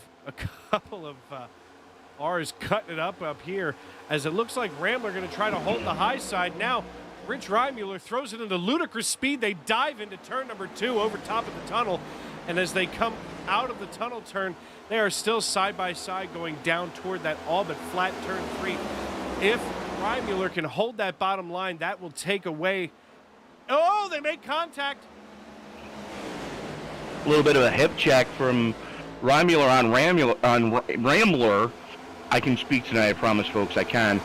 But give that lap to the 92 of Reimuller as Rambler coming back. Here comes the 3 of Sterling, shot out of a cannon down the front stretch. The 12 was just pushing the 57 bumper to tail as they came down the front stretch. The 57 now riding the high side. This is absolutely the best race that you're going to see all night, folks, here on iRacing.com. I mean, this is a thing of beauty when you look at it. And to think, we're only the second race of 4 tonight. Yeah, speaking of which, over in just a few minutes, Mr. James Ryle is going to be bringing you some action for the Western States Racing League Season 47. Yikes. What's going on over there? I got to be honest with you, I did fall off a little bit as you and I aren't working that together anymore. Last time I checked, 3-time defending series champion Bentley Glazer was not leading the points. But that was multiple weeks ago, and who knows what happened since then. But right now, throw a blanket, good grief, over your top 16 as they all run stem to stern. Side by side, Senesac and Hilton going after, the 55 of Caps and Senesac going after each other. As here comes Reimuller on the inside of Rambler, coming through the tunnel turn again. No quarter asked for, no quarter given from either of them, as they are still side by side hauling it off into turn number 3 at speed. And they aren't ready to give up yet, as now Reimuller trying to once again get through turn 3, maybe without hip checking this time. I see what you did there as we're waiting for hockey season with bated breath. We see Rich Reimuller now still holding the low side. At this point, with 60 laps in, he's got to be just about at the point, after we had just come down on lap number 48, where he's got to consider getting back in the line before he cooks these tires off, Tony. He absolutely does, but the good news is if you are a hockey fan, most teams have already started the captain's practices for the year. Everybody trying to get the rink rust off, and big news coming out of Buffalo over the last couple of weeks, as they are going to be retiring Miller's number. So last season we gave RJ a good send-off. This year we're going to be giving Miller a good send-off, and with any luck, we're going to have something for the guys this year.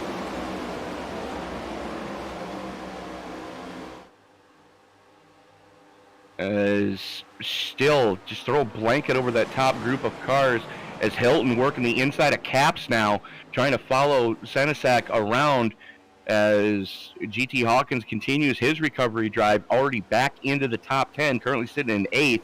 Alan Hilton, one of your biggest movers right now, at plus 12, currently sits in 7th. David Elliott, plus 16, is in 9th. And Bryce Senesac is plus 13 as he currently holds down the last spot in the top 5, as Hawkins and the 8 of Hilton goes nose to tail down the short chute leading into turn number 3 inside the 55 of Caps.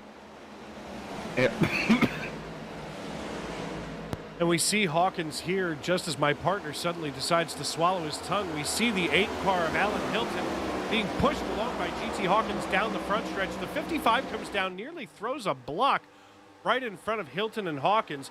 That's a dangerous spot to be in now, as Hilton is stuck down on the inside, just about 3 wide going into turn 1. The 55 and the 09 of Senesac and Caps are side by side coming out of turn 1 now down the back stretch. That puts Michael Thwaites in quite a position here, as he is now trying to hold off the 92, who I'm afraid may wind up burning off those tires before he gets too much going on here, as it has been over 12 laps now, 14 since we have been down pit road here on lap number 62 of 95.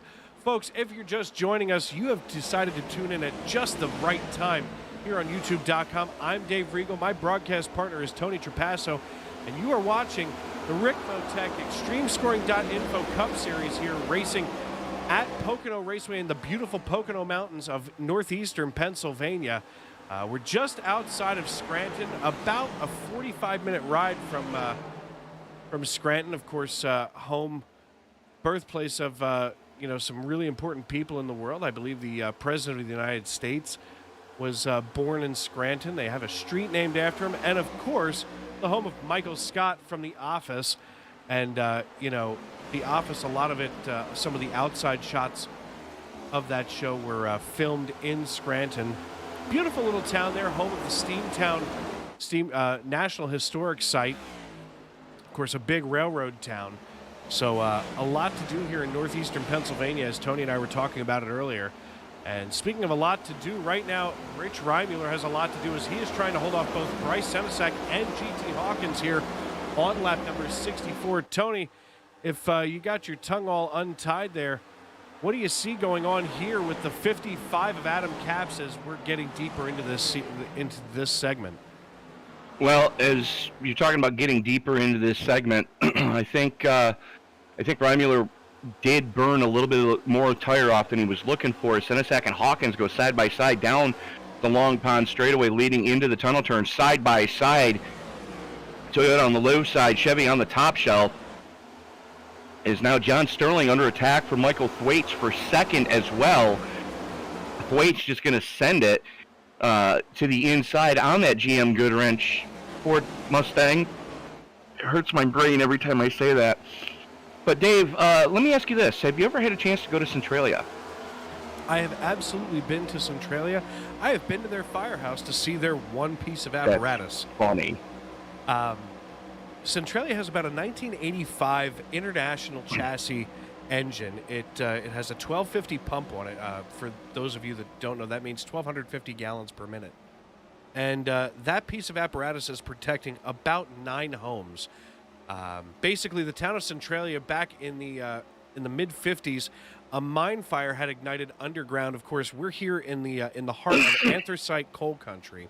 Well, now hold on. You don't have the story quite right. They decided to use an abandoned anthracite coal mine for the town's garbage dump, and when they went to go do the yearly burn, no one thought ahead of time. You know, here's the thing, and it's one of those where you have to see it to believe it. In coal country, just about anything goes. So that kind of behavior, especially back in the mid-50s, not unheard of. And regardless, a mine fire ensued from the trash, and basically it's been burning for about 60 years. Meanwhile, it's eating at the ground underneath so many homes, of course, giving off some nasty, noxious fumes. And, unfortunately, it still may be decades before it's all burned out. Because as you know, Tony, or if you don't know, Pennsylvania is one of only 2 places in the entire world where anthracite coal can be found. Anthracite coal, of course, the hardest and hottest version of coal that there is. Bituminous, of course, the other. And, here in Pennsylvania, coal is king, quite frankly. Yep. Yep. And It absolutely Centralia is. has 9 homes left on it and about 12 people living there that just refuse to get out. Well, they've been asking the government for help, and the government's just looking at them going, where were you 30 years ago when we told you we'd relocate you? Yeah, the government took the homes by eminent domain, and they said, okay, we'll give you this much, get out, and people still have not. If you ever get a chance to drive through there, don't. It's a ghost town. Yeah. You don't realize that you're actually in the town. Side by side now for the lead is Michael Thwaites and Scotty Ramler. Michael Thwaites with the edge over Ramler as they come out of, my goodness. Turn 3. As they come out of turn 3. Wow, now Ramler on the inside. Oh, he gets loose. He's now shooting down toward the pits. I don't know if this is scheduled, but he definitely doesn't seem happy here. That was scheduled. He got that car slowed down so he loses as little time as he can on pit road, trying to stay on the lead lap. This is a long pit road to come down, but the good news is he's only the first taker here for this round of green flag pit stops. It'll be our first round of green flag pit stops. Looking to stay on the lead lap, but that's going to give Thwaites a little bit of breathing room as now Sterling, Hawkins, and Romulo are all going after each other. And we look at this 3-way battle now. The 14 gets around the 92. Hawkins does, as now he is going to set sail for John Sterling. I think there's a little bit too much gap between those two as we are toward the end of this this fuel run. As now we're starting to see the 14's back end start to sway out just a little bit more coming out of 3. You know, with all the momentum that you carry out of turn 3, it takes a lot to keep this car underneath you. I see a yellow flag flying in the air and an uh-oh from my partner. That can't be good. If I had to venture a guess, I'm going to say it might have been the 15 of David Clayman. And Let's it was. take a look. Yep, that's exactly what it was. Roll that beautiful bean footage as we do have the 15 right here in the middle of your screen. He's making the transition out of turn 3, and we just see the rear end of that car, as I had said earlier, just step out on him, as he did have a little bit of help from behind from Mark Hanna. But basically, didn't hit anything though. Right. Basically, what happened was Hanna came behind him, took the air off that diffuser underneath the 15, and that basically had the 15 sideways and out of control. As we are now at, let's just see here, 26 laps to go. So not quite within the you can make it from here range. No, but I'll tell you what, Tony, as I'm watching here, we've had pit stops at just about every position, or at just about every time that they should be, or we've had a yellow flag at just about every time they should be coming down into the pits. And oddly enough, that will cycle Scotty Ramler right up to the lead as soon as Michael Thwaites comes down pit road. It will, and you know, it's hard to bet against Scott Ramler as far as tacticians go. You know, always has his race strategy planned out well in advance, and provided he doesn't get caught in someone else's dumpster fire, 99% of the time that pre-race plan is going to work out to perfection because, you know, like we mentioned earlier, he's one of the best at saving equipment. He's not overdriving the fresh tires so that he has tires available later in the run, and that's really where you see that car come alive. And while they're going to take green flag pit stops, while they're going to take pit stops under this caution, we're going to step away, pay a couple of bills, and we'll be back right after this.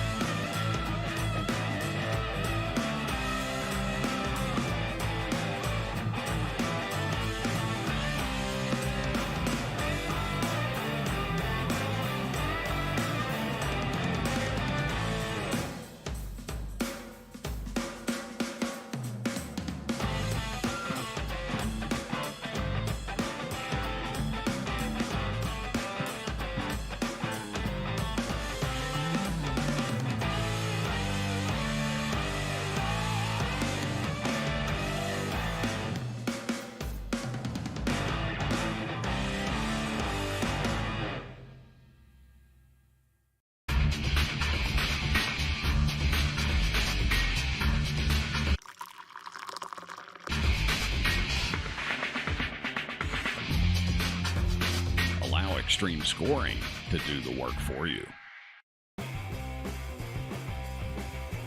Ricmotech high-performance sim racing equipment.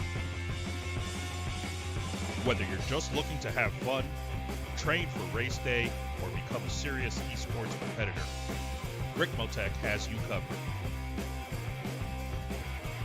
Hundreds of name brand parts. Support from experts that love sim racing. Trusted by the pros. There's only one place to go, Ricmotech.com.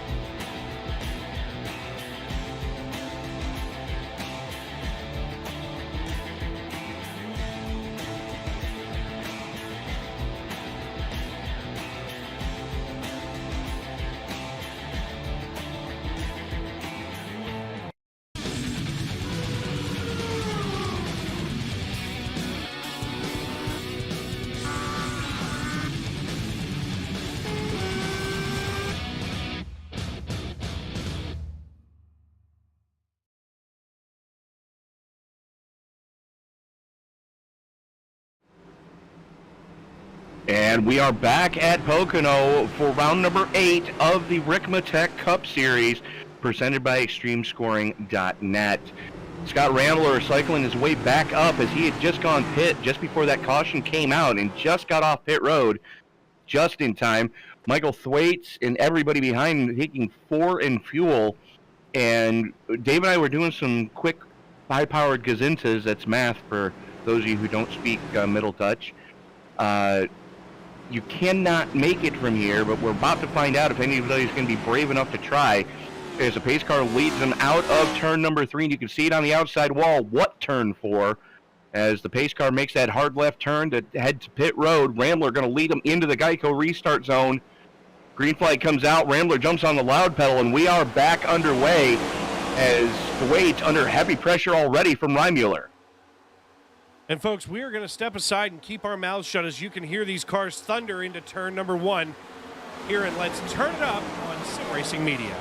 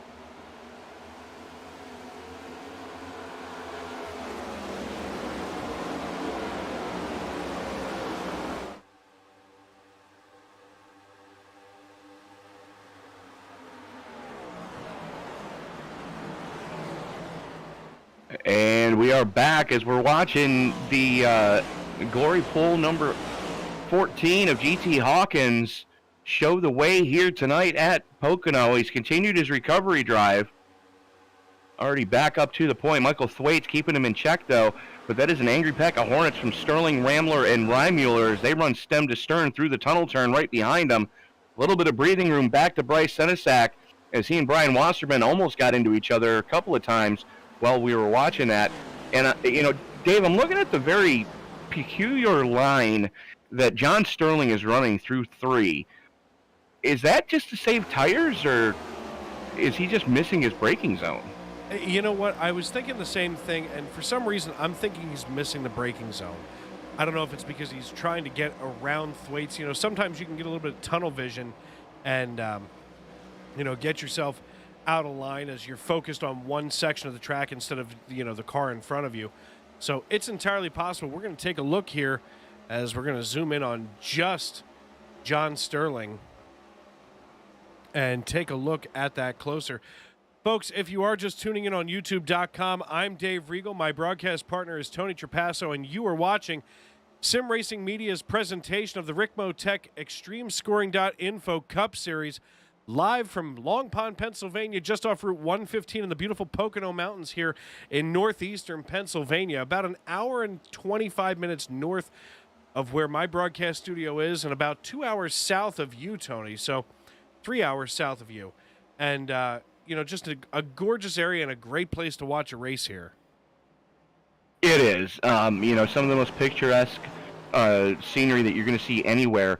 And funny story, the first time I came to Pocono, I had been working for a super late model team up in Lee, New Hampshire. And the thing about Lee is if you're standing on the spotter stand and you look out across the track, there is a highway in the distance. And you see cars using a highway like you normally would. The first time I came to Pocono, I'm watching these cars zip by as, we're standing in line at the Weber Grill tent to get some food. And I'm like, I didn't know there was a highway that close to the track. Oh, wait, that is the track. You don't understand just how big this place is until you go to it. No, and in fact, we'll take a look right here from our static blimp. I mean, you can see how huge this is, and although, of course, we do want to be paying attention to the race, you really need to appreciate what kind of area you're in. You can see those mountains just bumping through the horizon, and this racetrack just smack dab in the middle of it. Like, they clear-cut all these trees to build this facility, and a great job they did with it. And, when you look at this rendering on iRacing, this is exactly what you see when you go up there. There is nothing exaggerated whatsoever.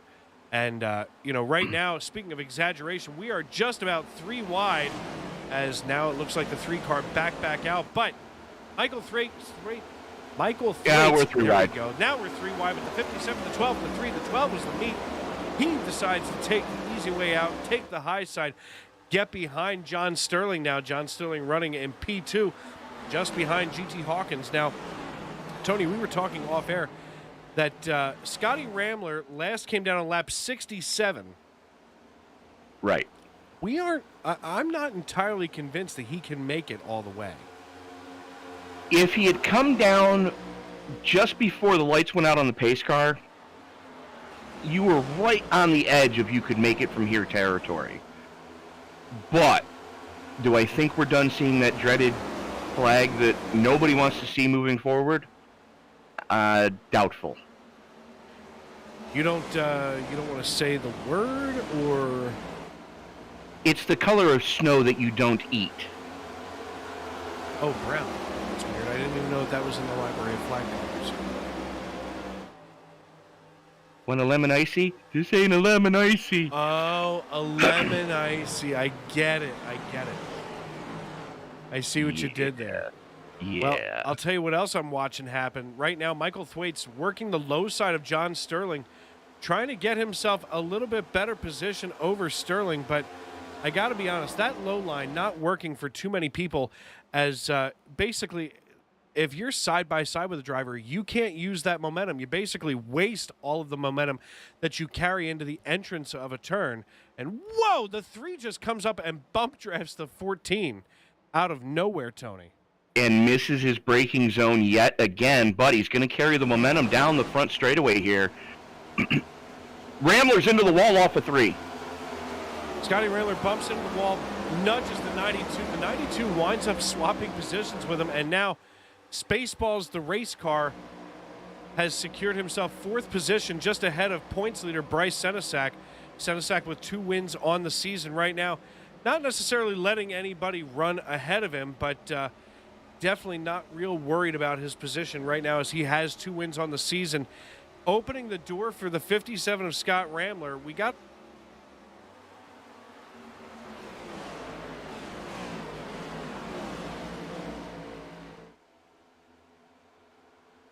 Yeah, and he's going to back out of it and slot back in. But, you know, you want to check back into 15th position. That's the 8 of Alan Hilton. He was looking to stay within striking distance of John Sterling. Sterling finally does get by Thwaites again. Sterling's running in 2nd, and, you know, he's flirting with a possibility of clinching a playoff berth with a win here tonight. And now the 12 is trying to take that same that same line that Sterling was earlier, as he is trying to get P2 away from Sterling. Now Sterling gets on the high side. You know, one of the things that we haven't touched on tonight is on the front stretch here at Pocono, you don't want to be as close as you generally would at a 1.5 mile track, or especially a short track, to the wall here, because the wall almost slows you down. Basically, the wall will side draft you here at Pocono. It will, and you know that's one of the reasons why in just about every series that comes here, we see the proverbial Indy snake going down the front straightaway. But just as we say that, where's the 3? Where's the 12? Right up near the wall. Where's GT Hawkins? Right up near the wall. And you can see the run that the 92 of Reimuller is able to get as he throws it to the inside on Thwaites going into 1 and picks off 3rd place, looking to get a 2-fer as John Sterling caught on that outside line, but Sterling going to have the draft advantage down the Long Pond straightaway as they headed into the tunnel turn. Yeah, and as they get ready to bring it down into the tunnel turn, we're going to take a look at Michael Thwaites here in the 12 car. He is nose to bumper with the 3 coming into turn 2. That is a dangerous position to be in, especially as Sterling had missed his braking point and now basically pushing Sterling down toward turn 3. It's almost like he's trying to punt him out of the way, as he knows that Sterling doesn't have this braking zone figured out completely this late in the race with now 10 to go. I didn't want to rattle him. I didn't want to wreck him. I just wanted to rattle his cage. Thwaites was definitely pushing on Sterling to try to get him to blow that braking zone. But Sterling had it well scouted. But here comes Reimuller on the inside of Thwaites again. Going to get the clear coming off of 1 this time, and he's going to be able to slot up and use the draft down the Long Pond straightaway to try to get a run on that GM Goodwrench Service Plus Ford Mustang. I feel like I'm having a stroke every time I say what's on that car. Although we've discussed it before, that the way that this next gen car is shaped, especially for the Ford Mustang, it really does kind of look like that mid-90s Lumina. The problem is, oddly enough, as the sun is setting here at Pocono, it's highlighting the grille of that Mustang, and it's starting to show a little bit more of its Mustang colors. Of course, those iconic 3 vertical taillights there are a dead giveaway. My goodness. Hey, the 92 just on. Wow, that is the closest move of the race as Spaceballs, the race car, throws it into ludicrous speed and says, go, as he gets down here along the low side of John Sterling. Well, he's got the help of Thwaites there. Thwaites wants to get by the 3 as well. And Space Force looking to work with Spaceballs here in the closing laps. And here comes Rambler as he was shot out of a cannon coming through the tunnel turn. 3 wide going into 3. 3 wide going into 3 says nothing but dangerous, as the 92 is the meat in this sandwich. And I got to be honest with you, that sandwich is nothing but smoked meat from Kavalanik's Kibasi shop over in Shenandoah, Pennsylvania, as they are tighter than a drum. Free plug. You know, we what is it with you and I and getting different types of meat? Yeah, I mean, you know, Beltrami salami pizza, yeah, so on and so forth. And according to, I'm looking for it now, but according to Mr. James Riles, apparently there's a recipe named after you on outdoor cast iron cooking. I haven't found named after me. That's what it says. Today at 7:12 p.m., James Riles says, fun fact, outdoor cast iron cooking has a recipe named after Tony. LOL. You know, now I do want to go to that race in Miami just so I can poop in his shoes. What if he's wearing flip-flops? Even better. Okay. All right. Just trying to make sure. While all this battle is going on behind, shift the gears, while all this battle is going on behind GT Hawkins running away now as Scotty Ramler leads the rest of this angry pack of Hornets into turn 1 again. Looks like Michael Thwaites just got shot to the outside. They're now 3 wide. The 92, the 09, and the 12 coming down the backstretch. This, Tony, says nothing but dangerous, as we are at that point in the race where I don't know if that's a good idea. Well, we're going to be 5 to go at the line. And, again, it's I don't think anybody can actually make it from here. They're going to have to come down for a splash. And some of these guys have not been saving 1 iota of fuel. Although, with what Ramler has been doing, he has backed off a little bit. He's not pressuring Hawkins. Hawkins now out to almost a 2 3/4 to the good. You can see just what the gap looks like coming down the long front straightaway here. And Sterling might be able to make it. The guys that came down on lap 70, it's a big ask, but it's possible. I don't think Rambler's got a chance, as he came down on 67. You know, not only that, but I mean, you know, Sterling has been drafting behind Ramler for the last, I don't know, 15, almost 20 laps now. And now with 5 to go, you have to start wondering, is this when, oh, and here goes Sterling getting ready to make the move on Ramler. He's now on the inside of Scott Ramler. Scotty trying to hold his position as, just about making contact coming out of 3. Oh, the 3 car gets loose. He was trying to lay the power down a little too aggressively, and the rear tires were not there for him. That's going to open the door for Thwaites to push Ramler down the front straightaway here. Thwaites looking to work with your pole sitter, as GT Hawkins started outside row number 1, currently leads this piece by now 2 1/4 seconds. Rambler, Thwaites, Sterling, Senesac, King, Reimuller, Wasserman, Elliott, and Greg Carr rounding out your top 10 as we currently sit. And you can't help but wonder what could have been for Alan Hilton, as he's currently mired right now back in 12th. Yeah, Alan Hilton mired back in 12th, and that is obviously going to be bumping up John Sterling in... oh, dear. Oh. The 12 and the 3 contact going into 3. We're going to run that back quick and take a look, because I'll tell you what, that bears a second look here. That could have ended all sorts of poorly, especially with your points leader, Bryce Senesac, right there in the mix. And here we are with the 3 on the inside of the 12. We're getting ready to see that contact. The 3 pulls right up alongside. They just rub, but it's enough to shuffle the 12 back behind your points leader, Bryce Senesac. Senesac now side by side with the 12, as that's got to be unnerving, to say the very least, with 3 laps to go here at Pocono. Yeah, Pocono. As Thwaites sideways coming through the tunnel turn, as he's got the 80 of Alonzo King Jr. King up 9 from where he started, currently sits in 6th, wants 5th from that Space Force Chevy of Thwaites. Down the front straightaway they come. as Reimuller sticking with the 92. The 80 was looking to squeeze in there. No room at the end, though, as Alonzo King gets shuffled out. Here comes the 92 on the inside of Swaits going into 1. And also Sterling on the inside of Rambler. This is nothing but side-by-side racing here, as this is the time we're going to see it. 2 to go.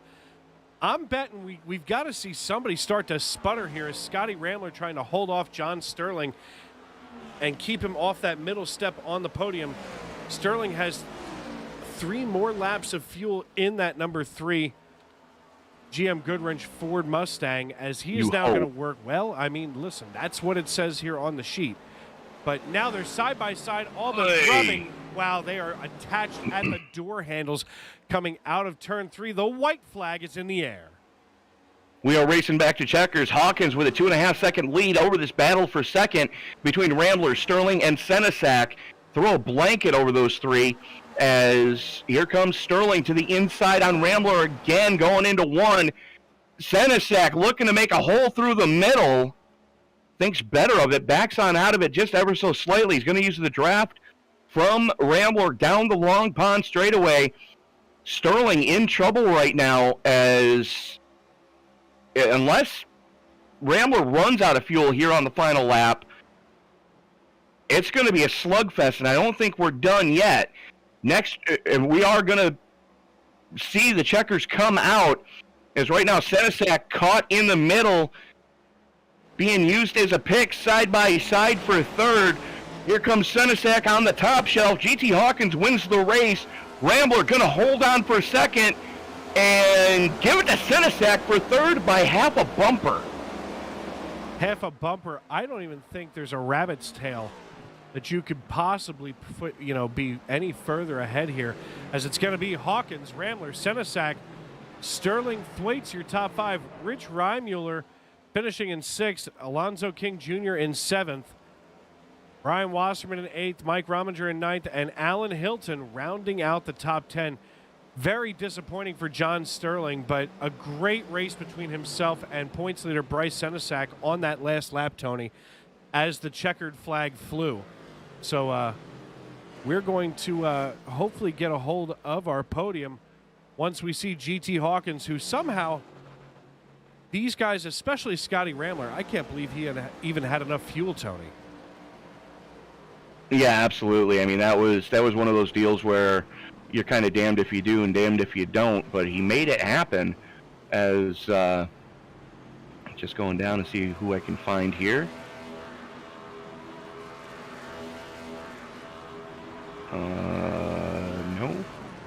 No, and no. That means the only person that we do have, and I just put him in the wrong room.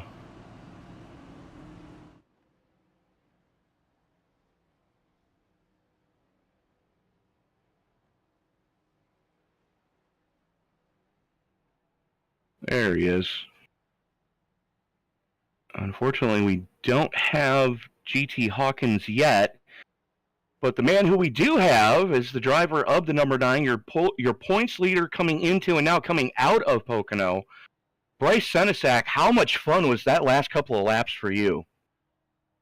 More scary than it was fun, but yeah, I'll take a third out of it. I don't know how I got it, but I'll take it.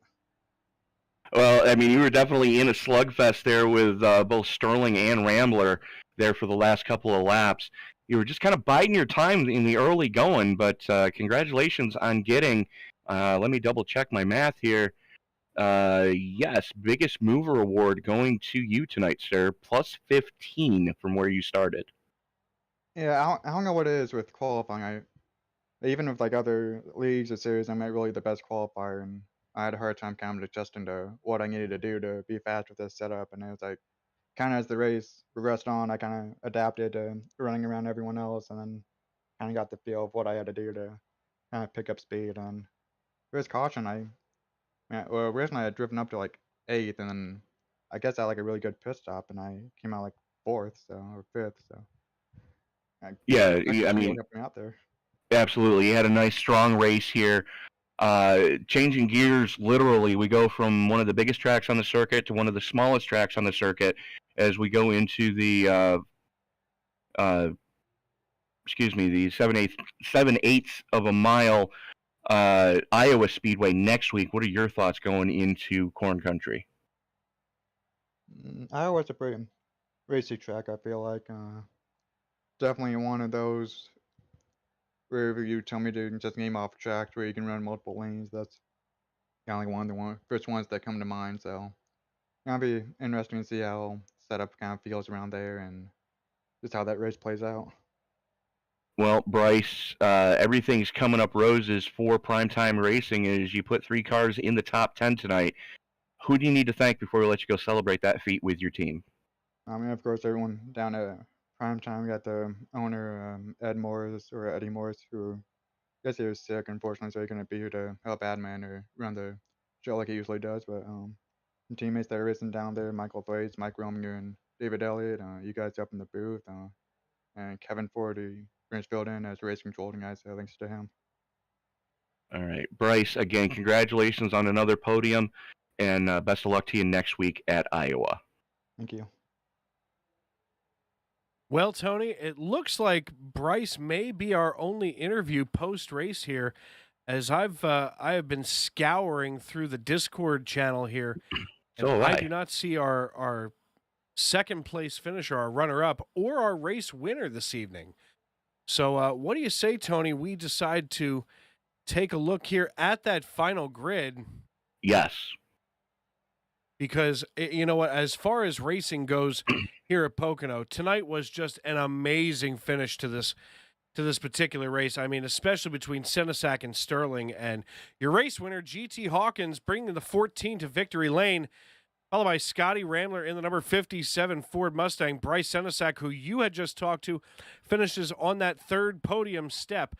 John Sterling finishes in 4th, and Michael Thwaites rounds out the top 5 with Rich Reimuller in Spaceballs, the race car, in 6th. Alonzo King Jr. in 7th. Brian Wasserman and Mike Rominger in 8th and 9th, respectively. And rounding out the top 10 is Mr. Alan Hilton. David Elliott, Greg Carr, Jeremy Clifton Cockrell, Mark Honeywagon Hanna, rounding out your top 15. David Clayman, Dustin Carroll, and Jeff Taylor rounding out your lead lap cars. Brandon Shirley finishing the first car 1 or more laps down in 19th. Adam Capps rounding out your top 20. DJ Weeks, Alex Carr, Jason Johnson, Wes Gant, and Jonathan Leach rounding out your top 25. Ryan Kling, Max Shade, and James Byrne rounding out those who did take the green. Well, Tony, another one in the books, as we say, and you know what? I got to be honest with you. After watching this, it makes me that much more excited to head on out there to Iowa, as we get ready to go from the Keystone State to the Hawkeye State. Things are about to get a lot different as we keep charging toward the playoffs here. They are, but if you look just below where we are sitting, we do have GT Hawkins and Scott Rambler, better late than never. All right, sir, let's get them up in here. Scotty Rambler, Dave Regal up in the broadcast booth. You got a copy, brother? Yes, sir, I do. Got you loud and clear. Hey, man, listen, we were watching you here in this last segment of the race, and I have to ask, because it just seems to go without saying, how on earth did you save enough fuel to get to where you are? We actually had enough fuel to make it about 30 laps if you were saving properly. And with the way this track drives, if you're saving tires, you're saving fuel. So I was kind of hanging out and trying to save tires for the end. And when that big battle from second on back to 6th happened, it ended up working out in my favor because I saved just enough rubber to get in front of my teammate. Yeah, I mean, listen, we were watching and you know, we were kind of trying to do some quick math thinking, not sure if you had it, not sure if you did. And, you know, here you are bringing home that runner-up position on the purse. So, you know, as we get ready to go to Iowa next week, how are you going to prepare yourself to go from a 2-mile, you know, stretch like this to that 0.86-mile Iowa Speedway? I'm just going to have to work on my entry to the corners and figure out the bumps at Iowa. Those are going to be the killer in any car that you take there. So it's just going to come down to precision and trying to be as consistent as possible and get the lead and keep it, because clean air is king. It absolutely is. And before we cut you loose here, is there anybody that you need to thank for this run tonight? Absolutely. Want to thank Ed Morris for putting everything on here at Extreme on the oval side, Ricmotech for being our series sponsor. And speaking of Ed, he wasn't feeling well tonight, and so I want to wish him well. Hope he gets better soon. And thanks to Kevin for coming in and adminning for us tonight. He came up in a pinch, and it was great to have him up in the booth. Want to thank McConey Setup Shops for sponsoring me through this series, and was glad to come through and get a podium for them this week. Thanks to all my teammates at GTM, and thank you guys for broadcasting. All right, brother. Well, listen, you go ahead and celebrate this runner-up attempt here with your teammates, and we will see you next week at Iowa. All right. Thank you, sir. All right, Tony, I believe next you should have our race winner, GT Hawkins, yes? Believe I do. GT started on the outside of the front row, went a lap down early, though. What happened? It's not used to the big restart zone, so I couldn't time it right. And Can't hear you, bud.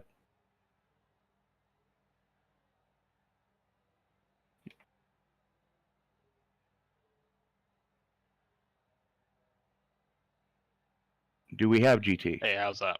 That's a ton better. Much better. My apologies. So what did happen when you went a lap down? Yeah, I'm just not used to the new restart zone. So I was trying to time it right and just, I guess, jumped early. I hate starting second with the restart zone. It's tough. So yeah, just jumped it and then had a 26-second hold. Well, you were able to get back on the lead lap and ultimately work your way back to the front. How difficult was it to pass here tonight with the draft playing such a huge role? Oh, it was crazy. It so unpredictably would just the fronts would turn into skis and you just slide up towards the wall. Like it felt very random. Like that's why so many guys smacked the wall tonight. It just would jump on you. So if you were right tucked in behind somebody, which you had to be to try to get a run on exit, then you're playing or you're risking whether you're going to actually have front grip or not on exit. So it was, very difficult.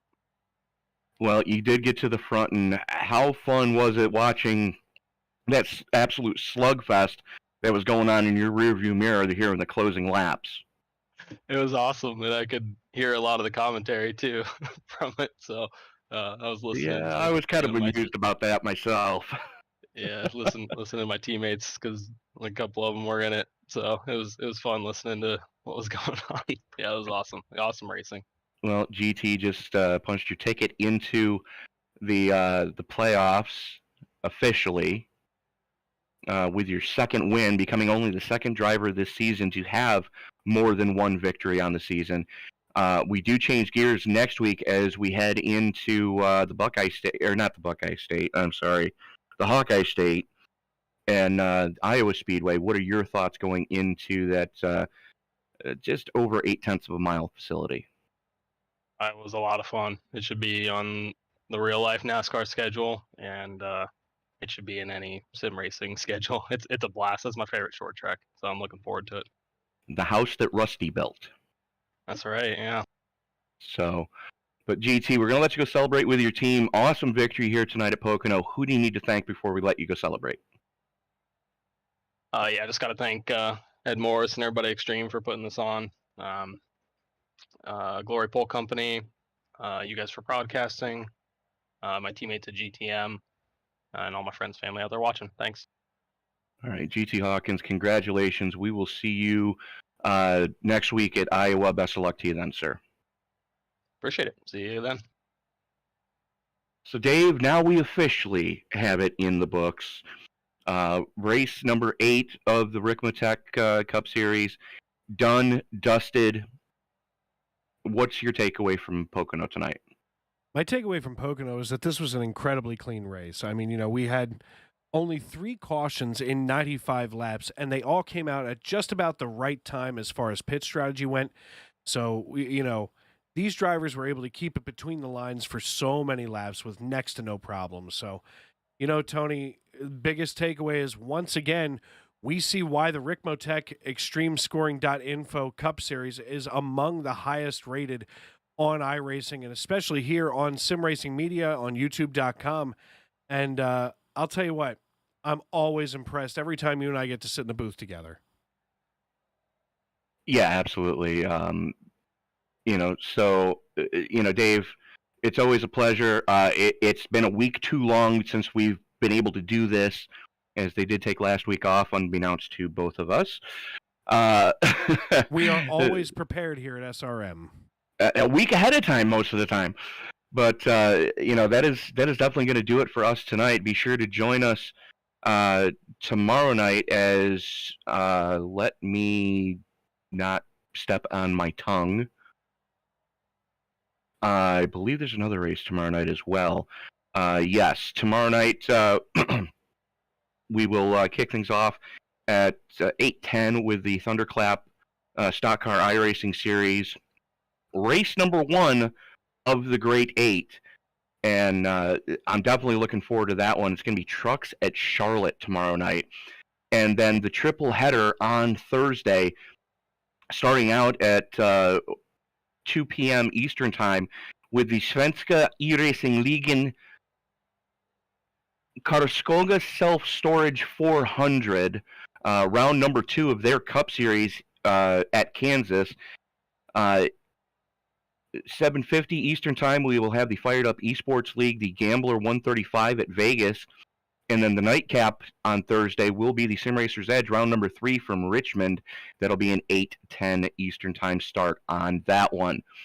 So for Mr. Dave Regal, this is Tony Trapasso, reminding you, ladies and gentlemen, until we meet again as you walk down the road of life this week, do me a favor, don't play in traffic. Good night, everybody. Good night, everybody. Ricmotech, high-performance sim racing equipment. There's only one place to go, Ricmotech.com.